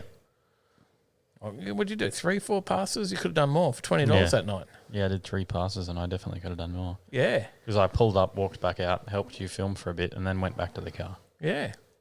If I was just driving around, I probably could have done 6 or 7. So, and then we had everything that happened in the world that put a halt on all those sorts of things happening, but we need to get back to that sort of stuff and, and look for road safety. I think there's a need for it as well. I don't know how we can make it happen, but anyone's got any suggestions on how we can get involved to do it, we certainly should. Whack the jacks. Shane Sermon, I like it. Marv says, but drifters deserve it. I actually hear that a lot. I was telling someone about that and they were like, yeah, but they're drifters, they deserve that. They're just car enthusiasts as well as us. Like, it's the same thing. Yeah, you can't hate on that. Just reading Marv's comment. Reaper Luck says, my only defect was parked at power play, then in the mail bank. And when I showed up, he said I was one of 138 sent out. Really? Yeah, that's rude. That is just rude. But yeah, I thought it'd be good. Dang Dang's taking a B&S ute down a drag strip. Jay-Z Life says the more events, the better. Yeah, I think so. I think just get out there and encourage people to have a go in anything. Yep. I like this idea. I think it's pretty cool. Yeah, well, Jay-Z and Reaper are both having a go in Hiluxes. So. Yeah, yes. There you go. Just work utes in their trader utes. There's another photo from there, actually. Look, show that one. There's a bit of racing action. There you go. It looks like he's going to chop that Subaru. Or whatever that is. It looks like a Subaru. It's not a Subaru, though. And is that a what do they have in the? States. That actually looks like a Mustang, doesn't it? But Nearly, don't they have wouldn't be. What are the ones Cletus is always racing and the low mullets? Mental blank. Hi, you know what I'm talking about? Yeah, it's a Ford. Is it? Someone will mention in the encyclopedia in the comment section. I'll go to mental blank. Crown Victoria. Crown Vics. That's the one. Is that a Crown Vic? I don't know. I don't know what a new Crown He Vic beat looks like. He beat a Toyota SUV. He said in his first race, the state trooper. Yeah. Josh Lewis. He beat him. He beat the racer. He topped out at nearly 89 miles per hour. It's not bad. Not too bad. That's all right. Did he say what else he beat? No? No. There you go. Good stuff. But yes, they did say in the story that on April 3rd, police say a mother of two who was delivering food was killed when a street racer broadsided her car with his SUV in the heart of downtown Denver. It was one of the things that spurred them towards doing this. Okay. Nasty. Mm. We don't see that. So, but I just think it's Dodge good. Charger. It's good to see that they're doing something. Says Marv. Is it? I wonder it's quick. Anyway, moving on. Back to Australia for news. There's a bit of the news from the States. Back to Australia. Where police lights. we're not racing on the track. No. But we talked last week. G'day, Travis. Hey, Travis. G'day, mate. Do you remember last week we talked? What did we talk about? Carnage, a legend. It's a fast lane driver. Oh, cool, man. Another member. You're going to get that added to the end screen before the end of the show? You have to read it up. Now, we spoke last week on a story up in Townsville. This is the story we got, isn't it? Is this what we're talking about? Townsville, yeah. Yeah, so the Cop Lights Townsville. We spoke last week, and then on the day that the Thursday that we went to air last week, it was about... there was Lots like of 20 cars. There was like 20 stolen vehicles that week. And there was like a rampage. There was like 10 cars that day or something running around. The cops were going crazy. And that was like last Thursday. And I hadn't heard a lot more about that news. But then as soon as I've looked up today, doing a bit of Googling, up comes Townsville again. And more stuff going on there today. Hey? What's happening today? A man was attacked with a machete. Cars were stolen and a house was torched in a suspected arson attack. Police say if the violence being perpetrated by a certain cohort of young people is not curbed soon, they fear someone will get killed. A 28-year-old man was struck with a machete at his Cosgrove home about midnight before the assailants then took his car. He was taken to Townsville University Hospital where he was treated for multiple lacerations to his back and hands. Chief Superintendent Craig Hanlon said the man is lucky to be alive. The gentleman has gone out to try and confront these people, and it was only when the offender turned around that he saw the machete, and then he has been struck in the hand and fallen over and got struck in the back, he said. And ended up with more police chases happening, and I think there was... They deployed approximately 40 police to respond to this, and we had assistance from our public safety response team. Pretty dangerous up there at Townsville at the moment. Police were later called to an address in Townsville City after reports the same group was attempting to steal another vehicle. Chief Superintendent Hanlon said police located and pursued the stolen car about midnight. The vehicle was located by police. The vehicle then rammed the police vehicle and took off, and they since located that vehicle this morning. Said in a separate incident, a young driver had her wallet and car stolen, and he said there were also investigations into a house fire suspected to be the work of arsonists. Since Thursday, they've had 12 people arrested on 57 charges ranging from unlawful use to burglary and stealing. Of those 12 people, 9 are juveniles, and all of those juveniles currently remain in custody, and bail was objected. Bloody dangerous up there in Townsville at the moment. But there you go. Travis Thomas, g'day. G'day, mate. G'day. So yeah, no, look, I know there was probably a bit more to that. It's a bit of a crime story there for Townsville, but it was also just the fact that we'd spoke about last week the 20 odd stolen cars and whatnot going on. So I thought there was just a bit more, obviously, to add to that story this week. So, but moving on, what else have we got in the news in Australia? Look, more stuff happening in the news in Australia this week. We don't have exciting stuff like Stevie Fast happening because we got people. These guys, 4 Sydney men were charged over a luxury car scam. 4 men have been charged after police dismantled a crime syndicate that allegedly bought $500,000 worth of luxury cars with stolen credit cards before on-selling them at a lower price. Now, I thought this was weird. Who goes out and buys a luxury car on your credit card? What? On a stolen credit card. Yeah, I guess it's weird that someone would be buying it on a credit card in the first place. I'm not getting a loan or anything like that. No, I'm just going to put... For the bottle of Jack's, I owe you, Dev, for you finishing road trip ages ago, lol. Yes, I did make it all the way to the end. Thank you, Steve. Cheers, brother. Cheers. Yeah, I guess it would cause red flags if someone comes. I'm guessing the dealer's just thinking, "Who cares? I've sold a car." Yeah, there goes all the valued Lexus. at more than $80,000 Yeah, I've just sold a Lexus. Who cares that he wants to put it on his American Express? commission. That's what he's thinking. I don't know. During the police investigation, detectives also received information relating to the fraudulent acquisition of personal loans and mobile phones. They executed 8 search warrants across Sydney properties from 6 a.m. on Wednesday. During the raids, they seized Lexus cars, about 50,000 illicit cigarettes, mobile phones. What's an illicit cigarette? Is that like completely different? Like, I gave up smoking a lot of years ago, and I don't.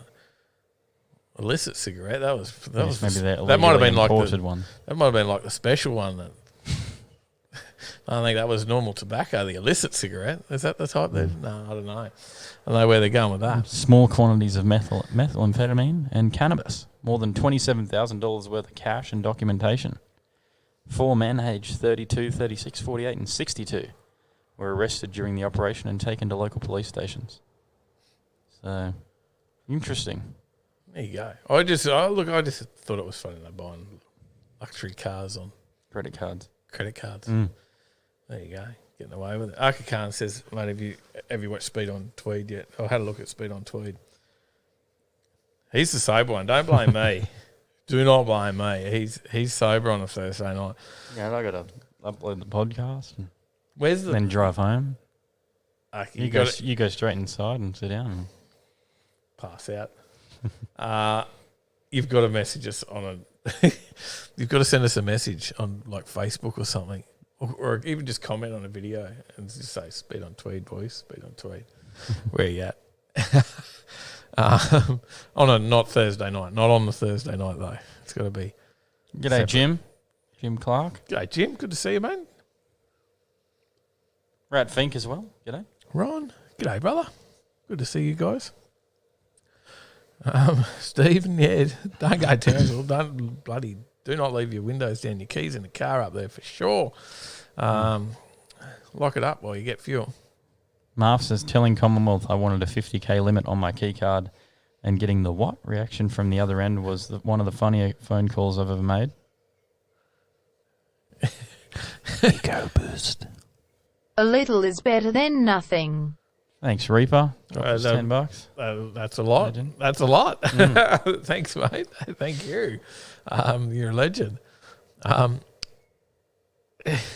what were we talking about? The 50k limit on a card, yeah.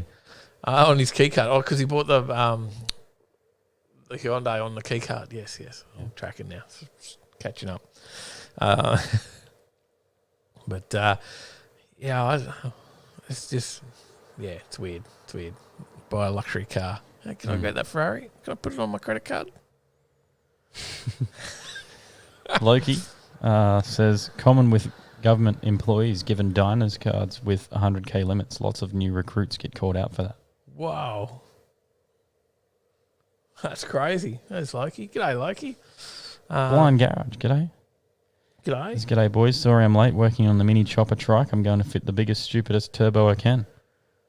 Oh, how good's that, mate? How good's that? We were talking about you earlier, actually. Good to see that you arrived. We were mentioning before. Here he is himself. You want to go and have a look. If you think my welding's bad, you can go watch Blind Garage. There's a blind guy welding. Actually, if he's better welder than me, then we're really in trouble. Hey? No, but make sure you go over and give that a watch and check out that shout out on there and the call out, I should say. Not shout out, it's a call out. Yeah. The call out. Now, blind Loki's falls down that BMX way too, race. I think. Loki, you're northern New South Wales, I think, are you? Maybe? Whereabouts are you based? Because we throw our blind man garage into the drift car soon. I reckon we got to send him around a track. Anyway, where we at on this car news? Khan says, do you guys go fishing or have a boat? We used Sold to the have a boat, boat. and we don't go fishing very much. I sold the boat to buy the HJ. Actually, well, no, I bought the HJ and then had to sell the boat. So that you had, because you needed space. You know, I had spent the money that I didn't have. So Steve says, what's this call out, Tyler? That call out is for a blindfolded BMX race to raise awareness for a show and feel, a bit of a car show for the blind, allowing them to feel the cars at the show and people have a chat to them about their cars and whatnot. So yeah, is it a Something a bit conventional car show? It's generally no touch. So something a little bit different. Loki says, I was now Southeast Queensland. Well, you're even closer for maybe the next episode of Behind the YouTuber. Hey? So, G'day, Rob, Custom Dream Industries. G'day, G'day, mate. g'day. how's those builds going? Jamie346 says issues with the Shed Neighbours Council gone quiet. Fingers crossed. At the moment, neighbours are fine. They've wrote a letter in saying they want the shed to stay as is, how is. They do not want to see any changes, so they're happy with how it is. And they've done a big letter statement and everything for that. We're just in the process with council. It's a bit of a slow process, dragging it out a little bit. Paul, g'day. More news later on. All right, next story. Rob says, I have a boat you can buy, Dave. Yeah, I've seen that. That's a bit flash. That's out of my price range. All right, well, we up to all electric car news yet? Formula One. Oh, it's close. Returning to Monte Carlo for the first time since 2019. Wasn't there some racing Daniel tonight? Ricciardo has a great record there, so could it potentially be a turning point for his season? Yes, I believe there is some Formula One racing tonight. This is the first time they're returning to Monaco since 2019. Due to COVID, there may be some different restrictions around the track and a bit of a different vibe. This won't stop people watching, though, as it's known to be one of the most viewed races of the season, and it all kicks off tonight at 7:30, right when we went live. Yes. And there's a few people Out on the also track watching this that. weekend, you won't miss the cars of Daniel Ricciardo and Lando Norris as the McLaren sport a golf-inspired historic livery. This is the first time it will appear on a McLaren F1 car, and both drivers have the helmets to match, with Lando's featuring a traditional racing goggle design. There you go. Monaco, iconic street laid circuit, isn't it? Mm-hmm. Certainly is. Yeah, it'll be some good watching on there, I'm sure. Mhm. What's the schedule? We got some Thursday. Free practice 1, 7:30, Fox Sports 506 and KO. Free practice 2 at 11 p.m, Fox Sports 506 and KO. We got nothing on free to air. We're getting ripped off, are we? Free practice on Saturday at 8 p.m, Fox Sports and KO. Qualifying at 11 on Saturday, Fox Sports and KO, and the race is on 11 on Sunday on Fox Sports and KO. So There you go. All right, let's move on. Next story. I'm just trying to find all the electric car stories because everyone's excited for that.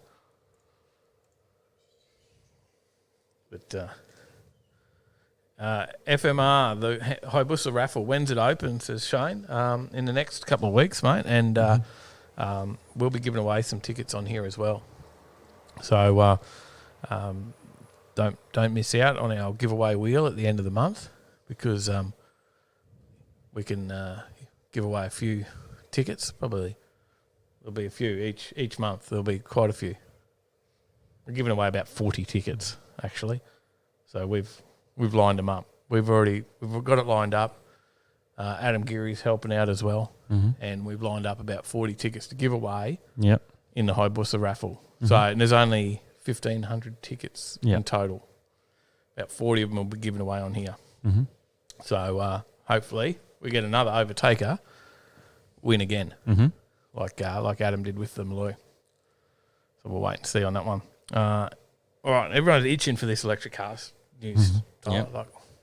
We do have some. Only lucky we put some in. EVs. Apparently, would have been a riot. Apparently, EVs are going to be cheaper than internal combustion engine cars by 2027.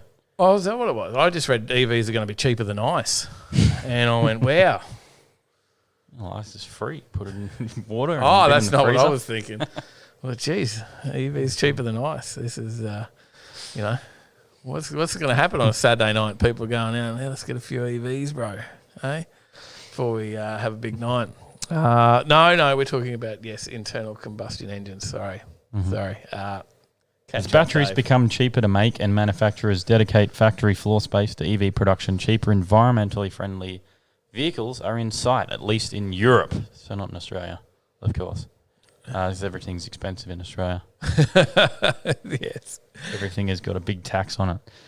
But electric vehicles could be cheaper than cars powered by petrol or diesel in just 6 years, according to new research. By 2027, Bloomberg NEF claims there will be price parity between EVs and internal combustion engine cars in Europe. The research suggests larger types of EVs, such as SUVs and sedans, could be first to achieve equal footing by 2026, with smaller hatchbacks following a year later.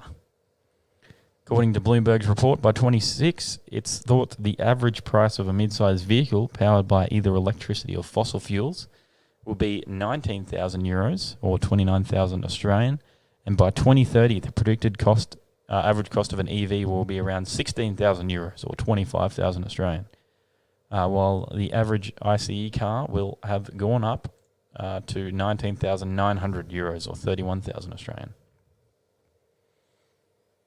I just put the story in for that. Yeah. For that headline. Yeah. I just thought that I could be funny with that. Did But it work?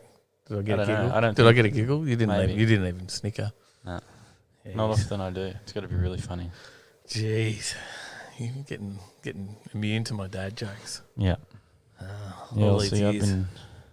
been watching like Grand Theft Auto on YouTube. This Or guy, have they got good dad jokes? he has a funny series. Right. He's an Australian bloke. Been watching his series where What's this got to do with Grand Theft well, Auto? this- What? this- I thought that's a game. Yeah, he plays the game. In watching him play it, he does playthroughs of the game Yeah. with a mod called a Chaos mod, where basically his chat chooses different modifications to the game every like 15 or 20 seconds that hinder or help him play the game. It's quite funny watching that. Okay. That's weird. Yeah, that's what I've been watching. We didn't do That- that at the start of the that segment, and- did we? That and the mid-season invitational for League of Legends. The Aussie team made it through the group stages for the first time ever in history, and then we got knocked out. We went 1-9 in the next part. So we did happen to take a game off of America. Oh, So- yes, that's right. That was last week, wasn't it? Yeah, Okay. but yeah, EVs. Are they really going to become more I know, cheaper there's than a few, that? there's a few Maybe not. comments there. In Australia? See, Maybe everyone not. was look, comments are just going mad for Mm. EV. See, everyone was waiting for EV. Yeah, the ones on here are They're like, why Trevor is it Smith not an says, EV see the Hyundai?" fake charger ports on eBay to give you exclusive EV parking. No, I haven't seen that. Ratfink says, but still takes 2 days to charge. Well, there could be a story about that coming up.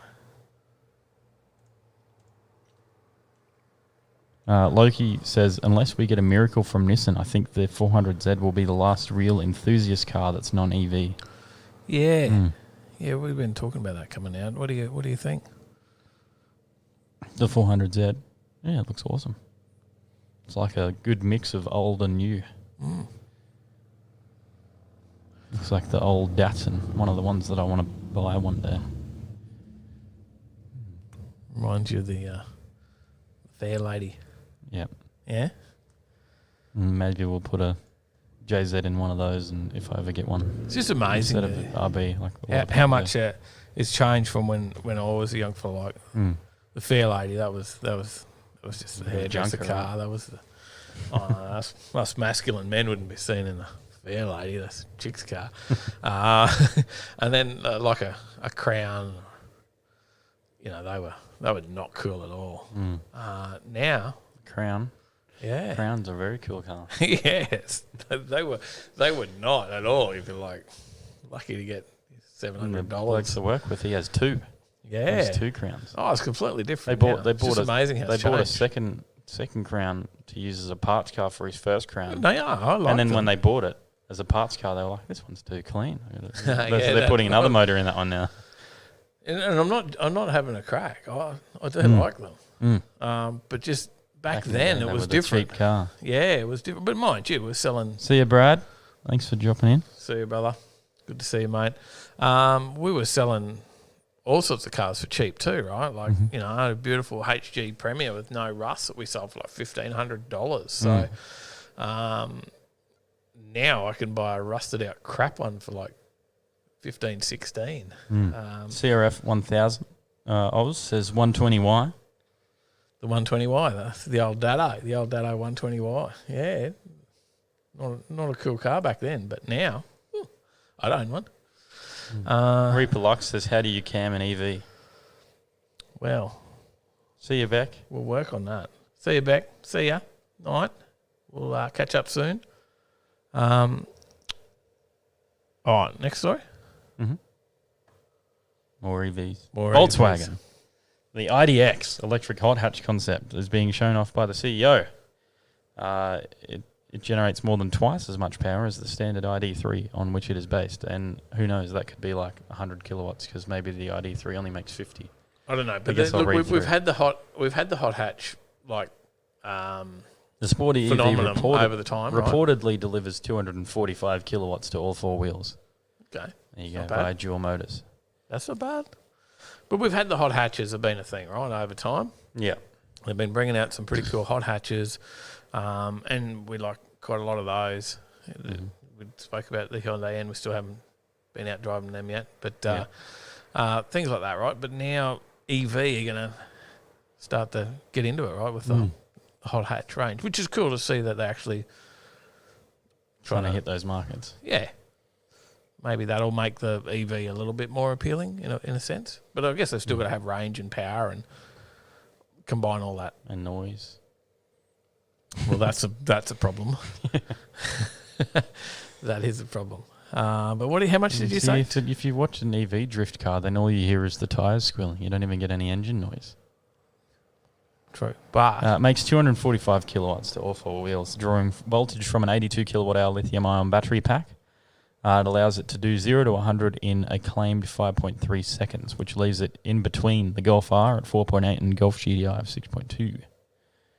Yeah, it's in there. That's in there. I don't know. But I'll take it for a drive, check it out. Why not? Why wouldn't you? Why wouldn't you? Go have a bit of fun. What's the weight, though? Because that's the problem with electric vehicles is they're heavy. Right?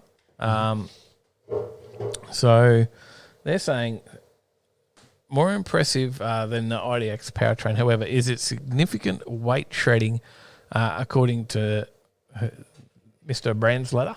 The vehicle weighs roughly 200 kilos less than its production sibling, therefore tipping the scales at around 1,400 kilos. It's up there for a small car still, though, right? Like I've got a big four-door LS 1975 HJ sitting behind the camera there, running in at 1,320 kilos. This little thing's going to be 1,400 kilos. It's just the weight of batteries, though, right? They are heavy, so that's an issue. and they can't get away from. But they're saying that's impressive. They're pretty stoked with that number. Not only is that impressive for a battery electric vehicle, which have historically been difficult to keep lightweight, it's 169 kilos lighter than the 1,569 current generation Golf R. All these bloody electrics and safety bits and pieces, right? So, crazy stuff.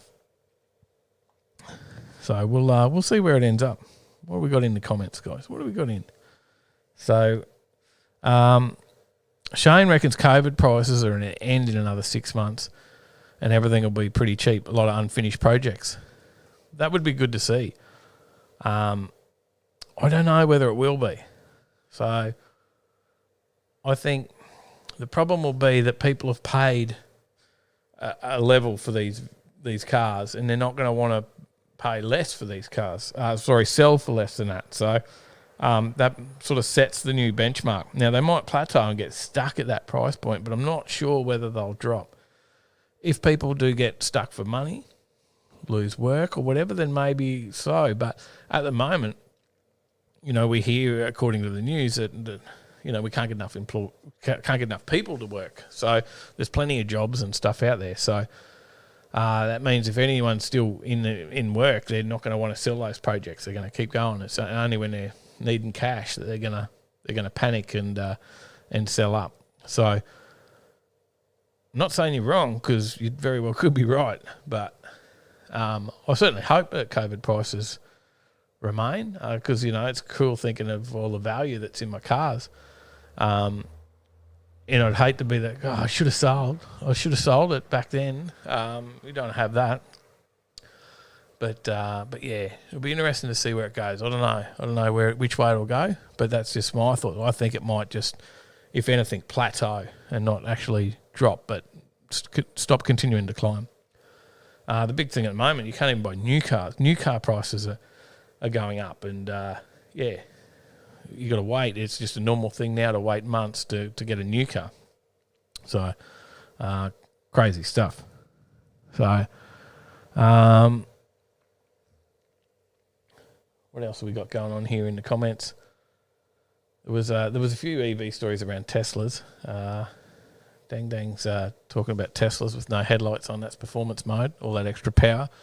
I know there was a guy that got busted recently for got caught out in the back seat of the Tesla because he was put it on auto drive, self-driving mode in the Tesla. Got caught and was arrested. Whatever, went to court, big fines. He got let out. His car was impounded, so he lost his Tesla. He proceeded to leave the courthouse, go buy another Tesla, and do it again, the exact same thing again, and posted it up on social media. So, obviously, too much bloody money. But there you go. Trev says electric's not the future, not as green as they make out. No, it's not. We've definitely talked about that before. You've got to do at least 120,000 Ks before even the batteries become, what do you call it, green neutral or something. There you go. Mark says, let's see the greenies on an electric powered plane. They don't need to charge in mid-flight. Never thought about that, electric planes. That could be a bit of a worry. I'm catching up on the comments here. Hopefully Tyler, I don't know if he's coming back. He's just left. He's just like, I'm gone. See you later. Mark's looking for a cheap project for the 1300 challenge. Front wheel drive version. It could happen. We might have to bring that challenge back soon, eh? See who else is keen. Oh, he did come back. That's a good sign. I was just going through a few comments here, trying to catch up. It's hard to try and keep talking at the same time while you're reading. Yeah.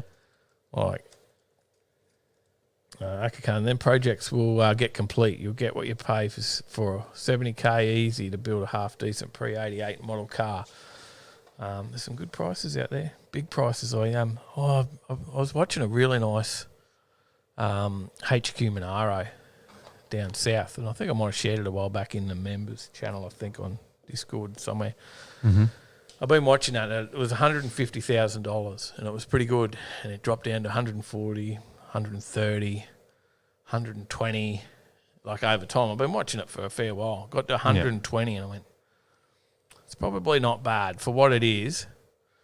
Like, you know, I just so happen to know Dave at financemyride.com.au. Mm-hmm. I could hit him up and get finance and do this, and it's sold. It's gone. It sold last week. Hit 120K last of the week. So, and then I'm like, oh, damn it. Wish I owned it. As you always do. Mm-hmm. But hell of a purchase. That's a lot of money. It's a big loan too, right? Still got to pay the bugger back. Yeah. Talk about this Opal. That's not it. That's not an Opal. No, the Opal that's coming up. Oh. XSLQ. What do you reckon? Opal Manta. Yeah, if The you love your old GSE cars. Electro Mod 1970s coupe has been restored with electric power and a manual gearbox. Yeah. If you like an old car, Mm. right? Well, then you can go for an old car with a new EV powertrain. You can't actually. This is a one-off. Oh. Well, you could build your own, You could. right?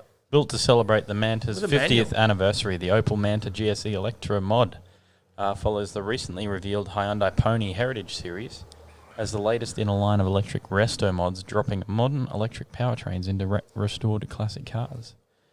The Manta's 4-cylinder engine has been replaced by a 108 kilowatt, 225 newton meter electric motor, mated to the original car's 4-speed manual transmission, a rarity among production EVs, but increasingly common in all-electric concept cars, including the Jeep Wrangler Magneto and Ford Mustang Lithium. Oh, so they're all coming out as manuals anyway. Opal claims the manual gearbox offers drivers a choice: shift gears manually for optimal performance, or slot the transmission into its 4th ratio and drive the Electro Mod like a typical single-speed electric vehicle. A 31 kilowatt lithium-ion battery allows an estimated driving range of around 200 kilometres, with regenerative braking on offer to help recover energy while on the move. 9 kilowatt AC charging allows 100% recharge to be achieved in just under 4 hours. Matching the Manta's electric mechanicals is a modernised exterior styling, with Opal's and sister brand Vauxhall's visor fascia design spanning across the front end, with pixel technology allowing the car to display high resolution messages. 4 17-inch Ronal alloy wheels wrapped in 195/40 front and 205/40 rear tyres fill the arches, while Manta badging and 3-dimensional LED versions of the original car's circular tail lights feature at the back end. Looks all right. Mm. A nice look. Don't know how it goes. Mm. What do you reckon? 108 kilowatts going right in that? No, guess it'd be all right. Yeah. Be a pretty cool car to drive to work if you lived in the city. Yep. Okay. We'll take it.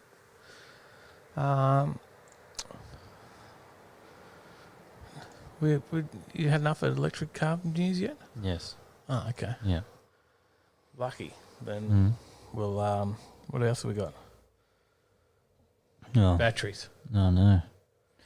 We'll stop talking about electric cars. Aluminum ion batteries for EVs. Aluminum. Yeah, that's how I say it. It's aluminium, isn't it? That's how you say it. I say it as aluminum. Tomato. Aluminium ion. It's tomato, not tomato.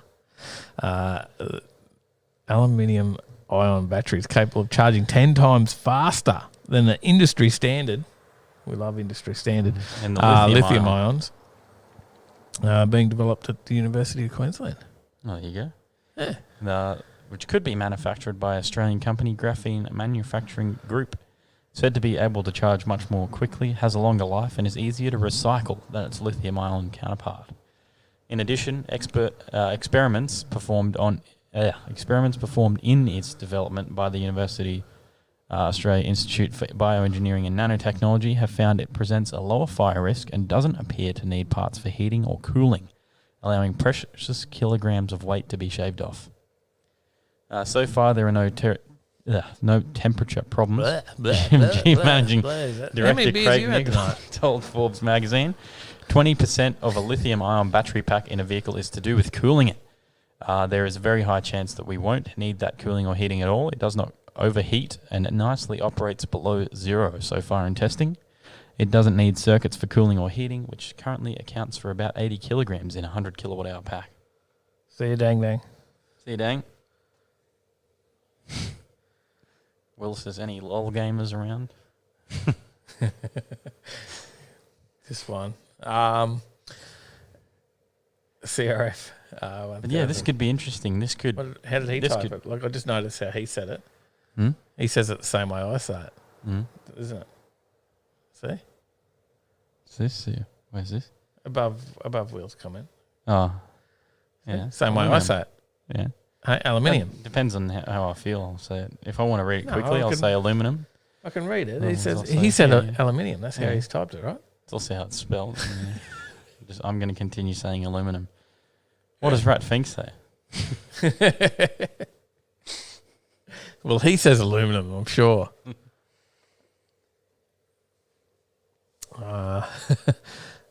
Aluminium. What do you say, aluminum foil?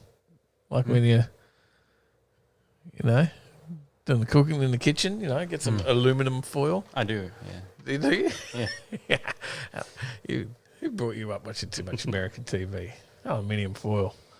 Tin foil. We'll just call it tin foil. Or foil. Can we call it tin ion batteries? Stephen It's Lever not says, the hey, same. Tyler, I love your flashing keyboard. Yeah, it does. It flashes for some reason in the camera. It's not actually flashing. It's just the frame rate of the camera. But it does looks impressive. Can you see it from the other angle? No, not that one. The other one. It doesn't flash on that camera. Oh, see? It's not flashing. Told you. Hey. Woo. Tricks. Camera, TV, bloody tricks. Trevor says it's all aluminium. You pronounce it weirdly, Trev. See, Marv says aluminum. Rat Fink says, yes, Dave. I say it that way.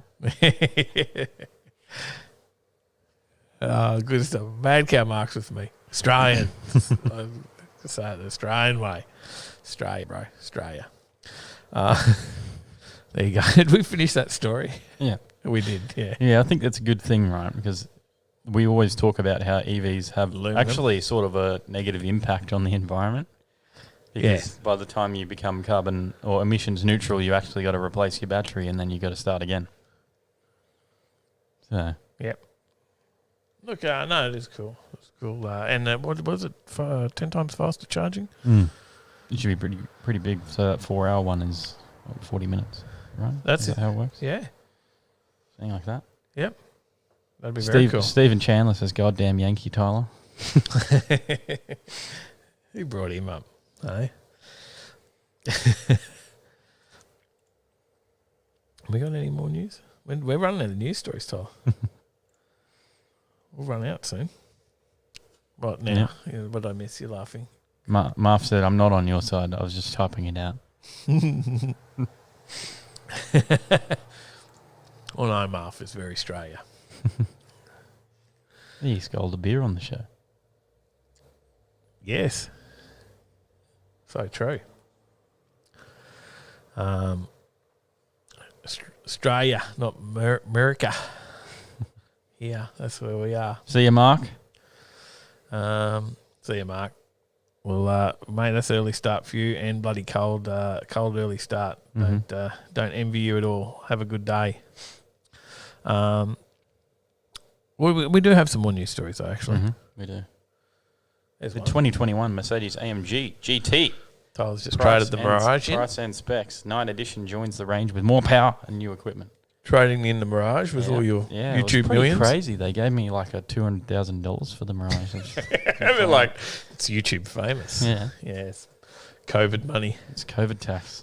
Couldn't believe it. They get good dollars these days. The old Mirages, especially if they're it's a racing model, Yeah. isn't it?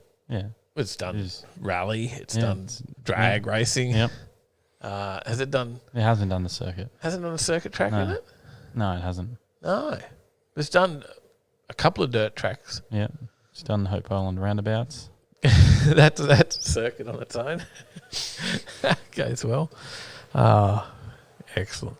Anyway. Yeah, the newest addition to the Mercedes-AMG GT range arrives with a $294,000 price tag and a 15-unit sales run. So, the night edition. How many? 15. Yep. Only 15. Wow. Actually, that's an expensive car, right? Mm-hmm. $300,000 car is a dear car, Yeah. but Yeah. 15, I always thought that would have been a bigger run than that. It's now available for order in Australia. The two-door sports car gains a 40-kilowatt power boost over the regular Mercedes-AMG GT, They do sound nice. which hasn't been sold locally since 2019. They certainly do. Alongside new standard equipment and aesthetic upgrades, drive comes from a front-mounted 4-litre bi-turbo V8 petrol engine, sending 390 kilowatts and 670 newton meters to the rear wheels via a 7-speed dual-clutch automatic transmission. That's enough to conquer the benchmark 0 to 100 km/h sprint in a claimed 3.8 seconds. I've got some more pictures. And you would do it in, very much comfort, right? Yeah, look at that. that does look. That looks pretty fancy. Aye? Yeah. That's a hell of a lot more fancy than anything I'm used to. Mm-hmm. Marv says just say it's a Wow. Mirage Rally Art. Yeah, I'll just tell them that sticker on the side stands for Mirage Rallycross. It's not Or Mr. X. Mitsubishi Rallycross. It's not Mr. X. Nah. No. How good does that look inside? Actually, I'm looking at that thinking, man, I'd love to take that for a drive. Eh? Reaper Lux says, is that the same body as the C63? No, it's not. It's a little bit different. There you go. That interior is really nice looking, but it's a Mercedes, a $300,000 Mercedes. I'd want it to be bloody pretty good too, wouldn't you? Hey? Yeah. The ride control adaptive dampers come standard, as does an electronically controlled limited slip rear differential. Inside the cabin, the car features Napa leather trim, a microfiber steering wheel. What's it got? Aluminum trim? Leather trim. A microfiber steering wheel. I haven't heard of a microfiber steering wheel. Wouldn't that For a like while. be all soft and floppy? Like There's obviously something that it gives it structural rigidity. it gets excited.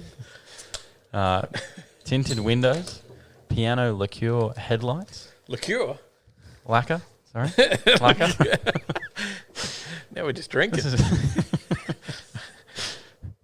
Highlights, not That's headlights. That's what the barman says. What would you like to drink tonight? Oh, it's a piano liqueur. It's piano lacquer highlights, sorry, not headlights. I can't even read. Who gets me to read the stories? Heated and electrically adjustable seats, climate control, and night edition badging. A digital instrument cluster sits behind the steering wheel, while an infotainment interface is mounted high on the dashboard. Audio comes from a 10-speaker Burmester surround sound system. Externally, the GT Night Edition picks up a carbon fibre roof, black grille trim, black brake calipers, and a retractable rear spoiler. Adam says it's nearly as good as his Maloo.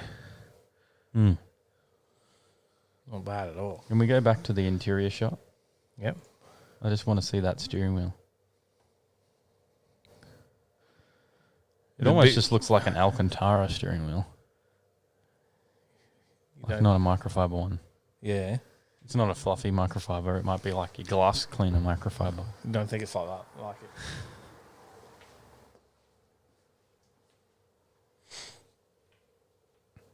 But yes, so the Mercedes AMG GT Australian pricing is the GT Coupe Night Edition. Is $295,000 $200 before on roads. All these prices exclude on-road costs. The GTC Coupe, $341,000. Here's your microfiber steering wheel. Yeah, there we go. Doesn't really work properly. We install this in the Honda on the weekend. The GTC Roadster, 367,000, and the GTR Coupe, 373,000. Marv says the GT Black Series is currently the record holder at Nürburgring. There you go. Is it? There you go. Right. What about Ford? What about Ford? Well, that doesn't quite look the same as that AMG, does it? EcoBoost. Bloody EcoBoost. That doesn't look anything like the last shot. No, but you did see that large infotainment system there in the middle. Whereabouts? Straight in the middle there. That basically looks like a laptop on its side. Just there in the middle. Yeah. Yeah. Yeah. Yeah, they can't see you pointing. So. Yeah, no, I'm trying to help them. You're only helping There it yourself. There. So Middle. Ford has filed a patent for new in-car software that would deliver pop-up advertising on in-car infotainment systems. Who would put a bloody ad in the middle of something? Hey? What the in your car?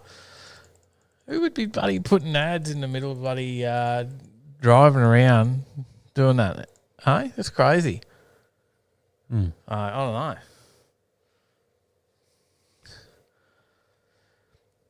Overtaking Lane now with lots of merch available on our website. Grab yourself some merch on www.overtakinglane.com.au. Yeah, we would never sell out and have ads in the middle of anything like that. Bloody Ford, EcoBoost. EcoBoost. Now, what's the story? Sorry, carried away. What they actually want to put ads in your car? Yeah, pop-up ads. So not like you know the ones that like when you might be using an app on your phone and then it pops up and then you got to wait. You wait out the timer and then you can skip the ad. So would it be like, I just want to change my radio station, and then it pops up an ad, and you're like, got to wait 5 seconds before you can hit skip? Turn, you're trying to work out what you're coming up to a turn. You're trying On to work your out which one it GPS. is. Yeah, do I turn right or do I turn left? Oh damn! I got a 15-second ad. I've got to watch the whole thing. There's no skippability. It's a non-skippable ad. But they've actually painted it. Not painted it. They've patented it. This is a thing for Ford, right? So it's dubbed Billboard Interface by the American manufacturer. The patent filing, which was lodged in 2016, but only became public earlier this month, says the technology would be capable of obtaining via a camera an image of a billboard and identifying via a processor a segment of that image. It would then relay further information about the promoted product to the occupants of the car and offer to reroute the journey to find out more or visit a related store. So maybe you're going on your important destination and all of a sudden It's like, do you want to turn left? And then all of a sudden it's like Where am I going? it reroutes you to to buy a new Ferrari or something. That's going to backfire because you're going to sell your Ford. Stuff this. I hate this. A spokesperson for Ford in Australia would not rule out introducing the technology for the local market when approached by Drive. However, said they submit patents on new inventions as normal course of a business and aren't necessarily an indication of new business or products or plans. So they're just putting out patents on stuff They do that normally. Might not even make. They just do that normally just so they get all the patents in case they decide to, I guess. Yeah. There you go. Marv says, do you need to buy Ford Premium to get rid of the ads like YouTube? Yeah, it's a new subscription service when you buy your Ford. You've got to sign up. That is funny. You can pay $300 a month and that includes one free oil change per year. See you, Reaper. That is funny. Adam Geary says, does the car pause for the ad? Yes, just stops. It is funny. I like that Ford Premium. That's funny. Well, news stories. That's them? Mm-hmm. We've done it. Yeah, we've got through them. Mm-hmm. I don't know. It's starting to get cold here now. How are you Certainly going? is. It's very cold. You haven't rugged yourself up in that microfiber that I gave you. It wasn't even an OTL one. It was like a little tiny one. I couldn't find it. Where's all the ATL bloody ones gone, hey? We do have to do a quiz show in amongst all of this. Quickly, you've got to spin the wheel for the off wheel. All right. Do you want me to shut the door? Would that be a bit warmer for you? It won't make a difference. You don't reckon? No, it's already cold in here. It's too late. Yeah. We should have done it earlier. Yeah. More warmth, you know. Radiates.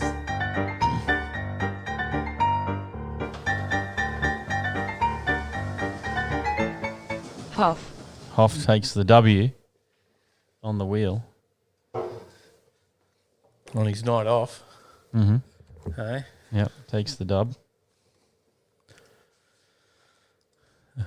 There we go. Where are we at? The quiz. Oh, yeah, that's right. A couple of quiz competitors to have a battle. A couple of usuals, actually. Becoming the usual segment on the show. The Scott versus Steve. Fred and Greg. We got Fred and Greg on tonight? Fred and Greg, yep. No. Sounds like them. No. Fred and Greg. No, this is not it. Sorry. Wrong show. Bob and Dave. Where are they? I don't know. They're not coming. Are they here? Can't see them. Hello. Hey. Oh, there they are. Look at that. I can see them. How you guys going? Well, yeah, same shit, bro. Right, good to see you guys. You're looking well. Could have put pants on. I can't believe you come on the show without pants. No need for pants. I only got to walk to the fridge, Dave. No, how are we doing, guys? What do you reckon? What do you reckon? Advertising in your car happening? Where's your golf slide? Oh, sorry, the boss is on me. I'm not doing my job properly. We've got to get through the show. We're back. No advertising in cars for you, Steve? No. No way. Like, you got enough bloody distractions as it is with all the morons on the road. And you got advertising in your car? Like, come on. It's a bit much, isn't it? Absolutely. It's just going too far. But, you know, we'll see. I'll see. It'd be interesting if that story gets out there a bit further because I'm sure that would hit the mainstream media. Yeah. It'll blow up a bit, wouldn't it? Mm-hmm. So Yep. We'll see how it goes. But Tyler, what do we got on? What's happening now? Ooh.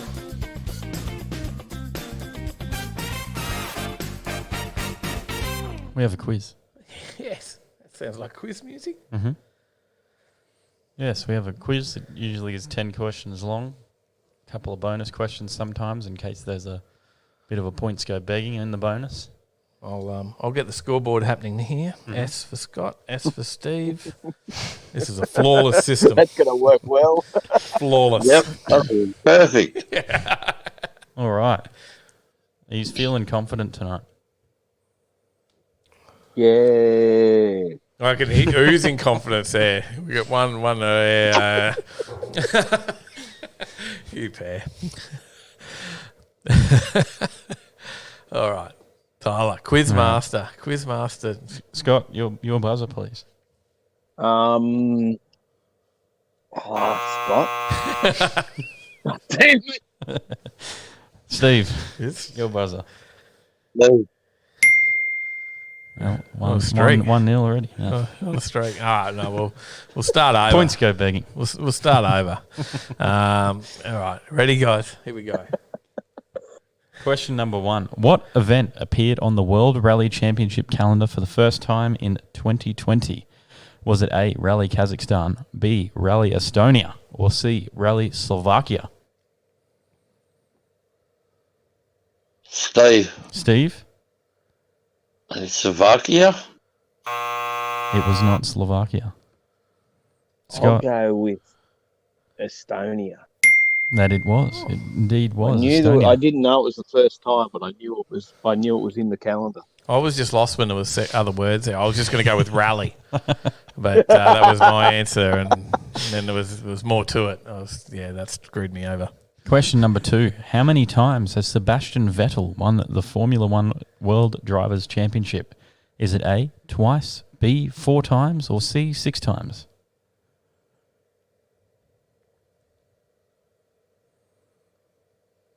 Scott. Scott? 4 times. That is correct. It was indeed 4 times. Streaked ahead with a guess. Yeah, well, I don't even know what Formula One is. So. Oh, weren't we Some still on unreal rally? racing thing. That's the boringest car. Rob and Marf were all over that one. Yeah, they would be. Yep. They would have been screaming out in the background. Question number 3. Let me start again. Question number 3. Which MotoGP star broke his arm at the first race of the 2020 season in Spain? Was it A, Marc Marquez, B, Valentino Rossi, or C, Andrea Dovizioso?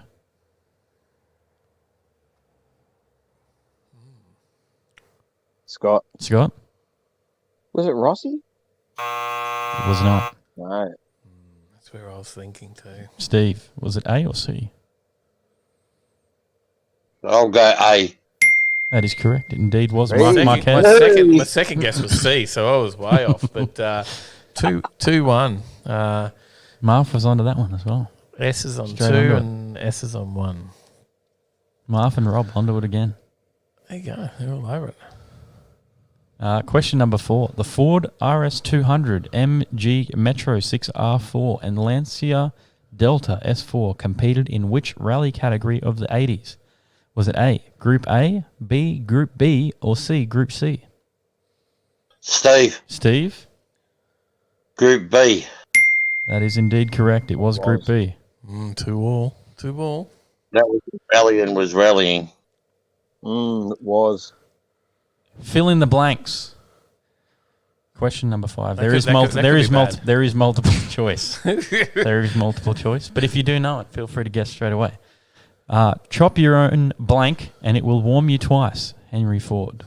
Is it A, arm off, B, wood, or C, onions?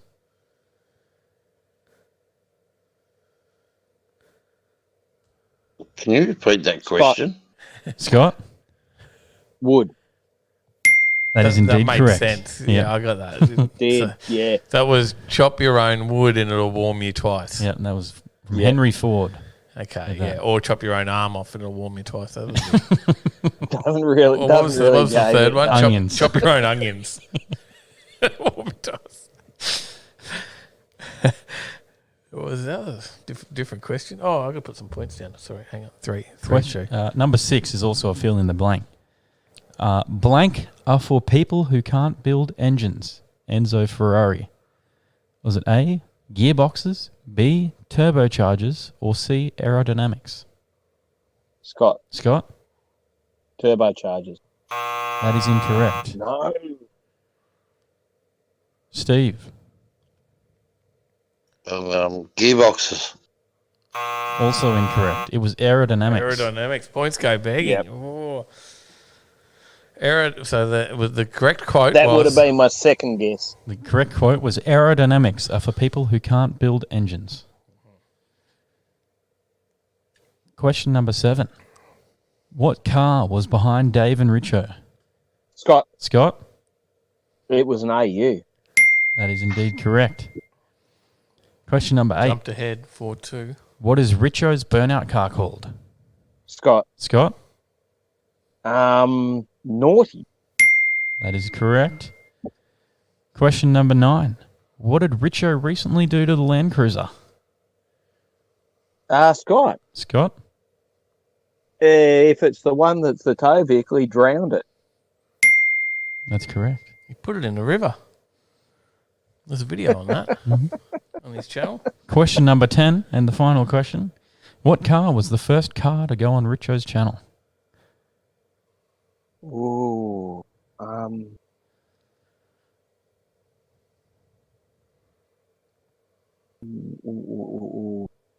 Scott. Scott? It wasn't the 121.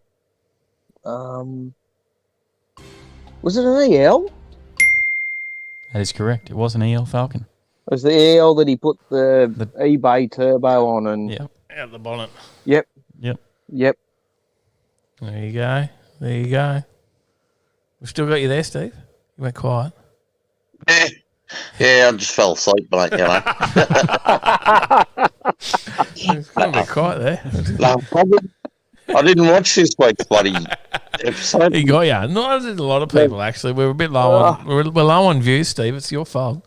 It is. Yeah. Well, you got Alright, one more this afternoon because I just watched it last minute. just So got it. when I got home from work, It was fresh on the mind. There you go. But, yeah, mate, good young fella, Richo. And we enjoyed getting up there and meeting. We do chat with Richo fairly often, don't we? So on Insta, we're always messaging. And it was good to meet him up there. And he is a good young bloke and just pretty genuine young fella, actually. What do you he think? seemed pretty cluey. Yeah, he did. And just doing his thing and having a bit of fun. And he's a bit of a larrikin. He's certainly a bit out there. So, but yeah, no, he's a good kid. And no, it was good to meet him. And we didn't get enough footage of Naughty on the drags, or not on the drags, on the burnout pad.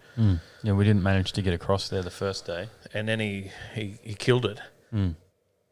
So yeah, But everyone ought to get across and watch those videos and listen to the whine of that supercharger. yes, Yeah. the thing whistles like crazy. It's really different. But no, very good. Well, fellas, good to see you here again this week. I thought you might have had it this week, Steve. You were early lead, but he got you in the end. Oh, well, as they say, shit happens. That it does. And also, too, that 50 that I donated tonight, you have to buy a bottle of Jack's and you've got to drink it on the show. Okay. Well, I haven't drank Jack's for a long time. I can't change it up for Captain Morgan's, or it's got to be Jack's? No, it's got to be Jack's. All right. Well, I don't shy away from a challenge. And by the way, I want the change. It'll be here on the bar waiting for you. Money on the fridge, as they used to say on the Kingswood Country. Hey? Yeah, he died not long ago, didn't he? Did he? Oh, boy. Old Ted Bullpit. Jeez. Yeah. Bloody hell. I think he passed it not long ago. Not the Kingswood. Hey. Oh, we used to watch that with my old man. He used to piss himself laughing. Yeah, there's a few bits and pieces that were definitely not politically correct that you couldn't get away with these days. Oh, But it was just funny. right. It was just a laugh.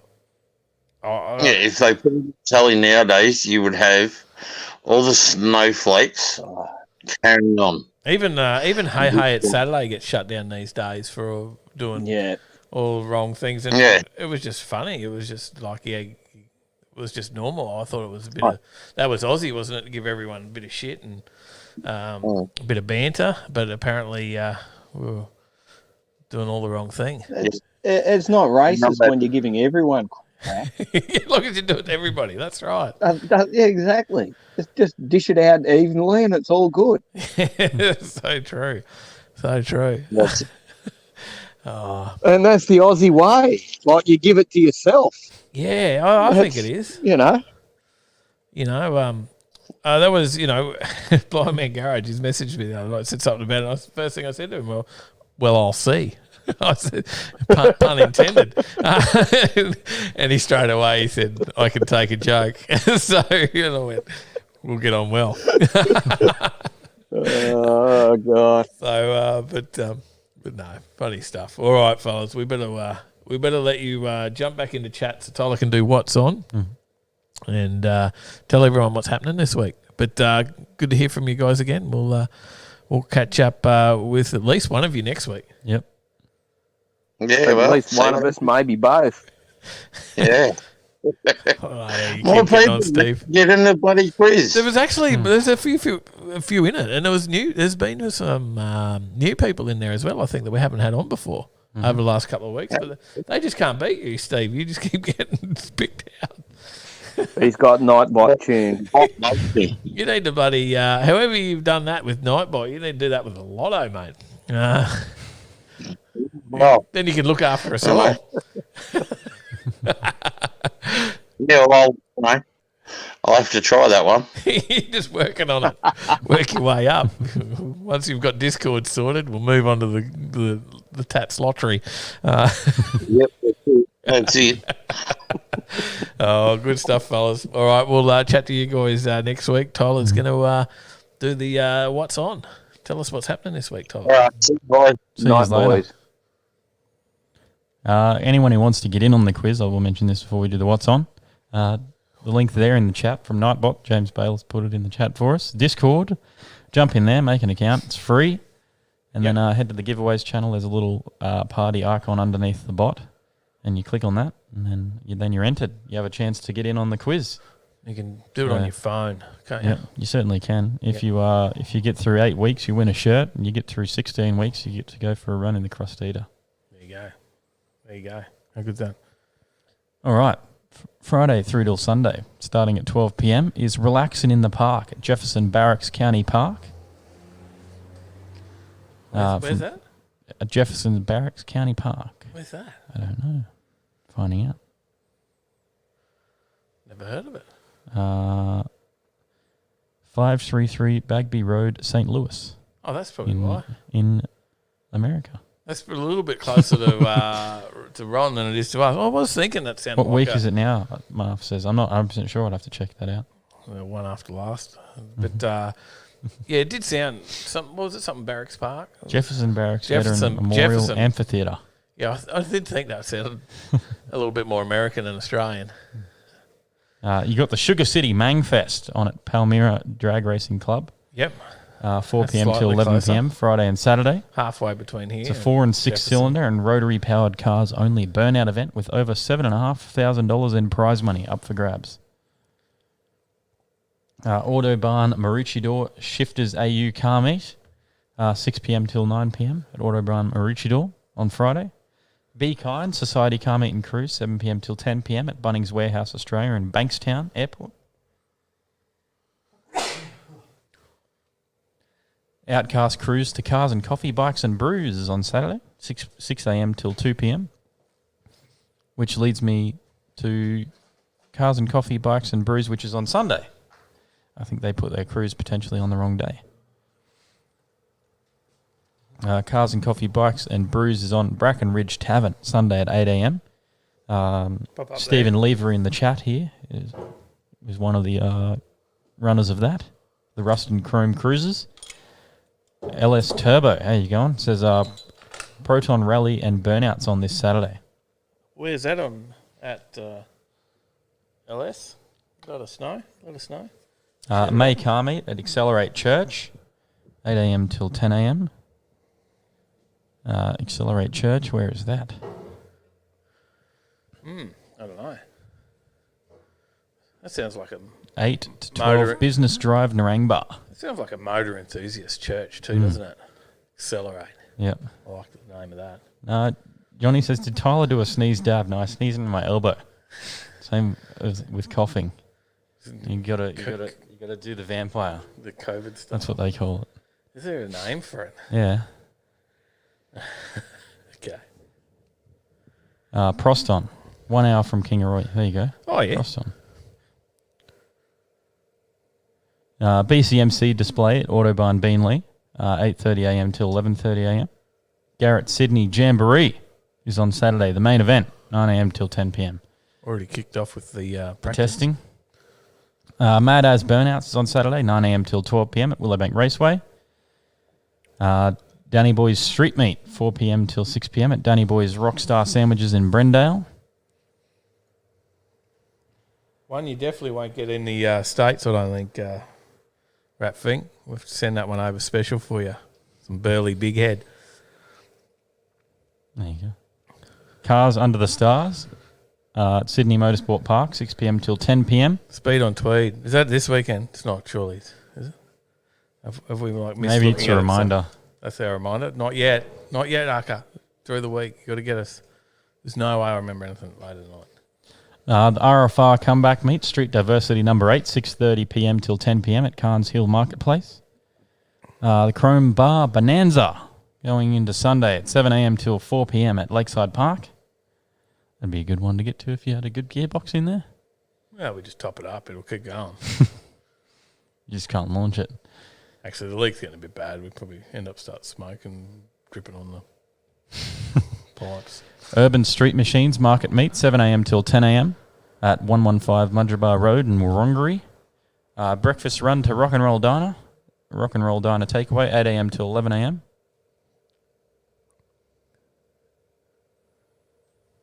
Cars and Coffee, Bikes and Brews, as mentioned, 8 a.m. till 11 a.m. Brackenridge Tavern.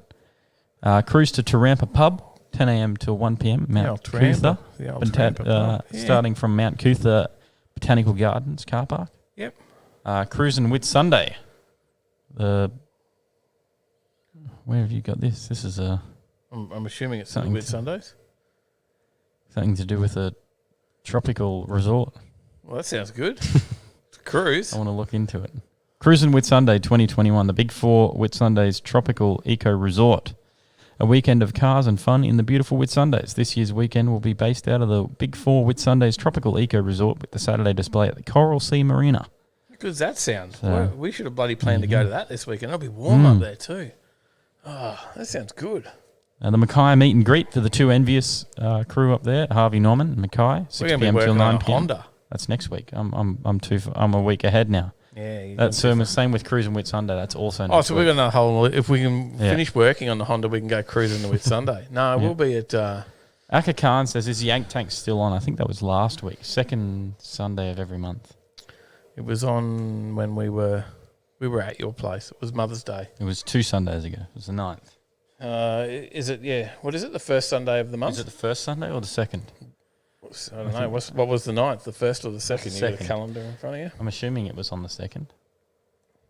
Let's have a look. When was Yank Tank's last on? It was on Mother's Day. Sunday, May 9th. So, yes, it was the second Sunday of every month. There you go. I do remember it being Mother's Day because we were up at your place. Mm-hmm. So, Yank Tank's evening, which you're not far from there now, hey? No. Streetcar Culture. What did I miss? Bloody show, mate. What's going on? You was here before. I don't know. You disappeared. Fell off your chair. There you go. Well, that brings us to the end of the show. We've done it again. Mm-hmm. What's that? 96 of these things. Yep. 41 podcasts. Thanks, everyone, for watching. We're nearly all legends. Thanks for the donos, for those who donated. I think we're at like nearly for the new members. 400 uploads or something. Yep. On YouTube at the moment. Well, thanks to the new members as well. You got something to do. Go watch everything. 400 episodes. And then watch them again. Then, yeah. Maybe once more. Why not? We'll just do it. Yeah.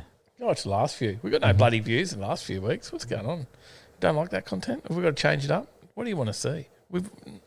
Even the end of Rocky Nuts, all the burnouts at Rocky Nuts got nothing. We had like 200 views on Rocky Nuts burnouts. Yeah. It's never going to make the 300 likes. People are never going to get the burnout. We haven't even, I don't know, we haven't got 300 views. Yeah. Maybe we did, but it wasn't many. I thought that would be bigger. But I don't know. We come off a big few weeks. You know, we had about 1,000 on a few videos. Yeah, and then 30,000 weekend at Kenda, and then everything's died down. Stephen, Marv as well. Marv's off. We know these guys that watch it. It's everyone else. Share it out. But in the meantime, we'll be here. Aka Khan says garage visits. Yeah, we need to do more what's in your shed. We could do that. We've got a couple of good ones that we should definitely do. We could even do one here. Good. All right. See what's on the other side over there. Oh, I suppose. That brings us to the end. Thanks everyone for watching. We'll see you in the next one. Stay in the right line.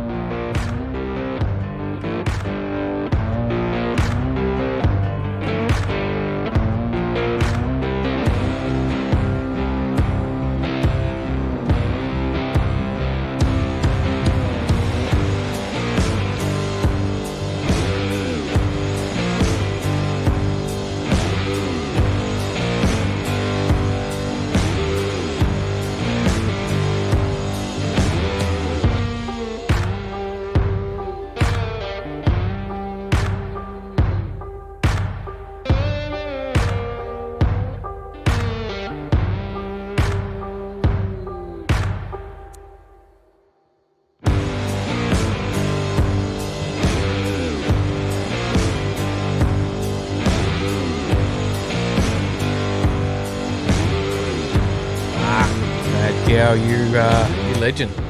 Welcome. Overtaker.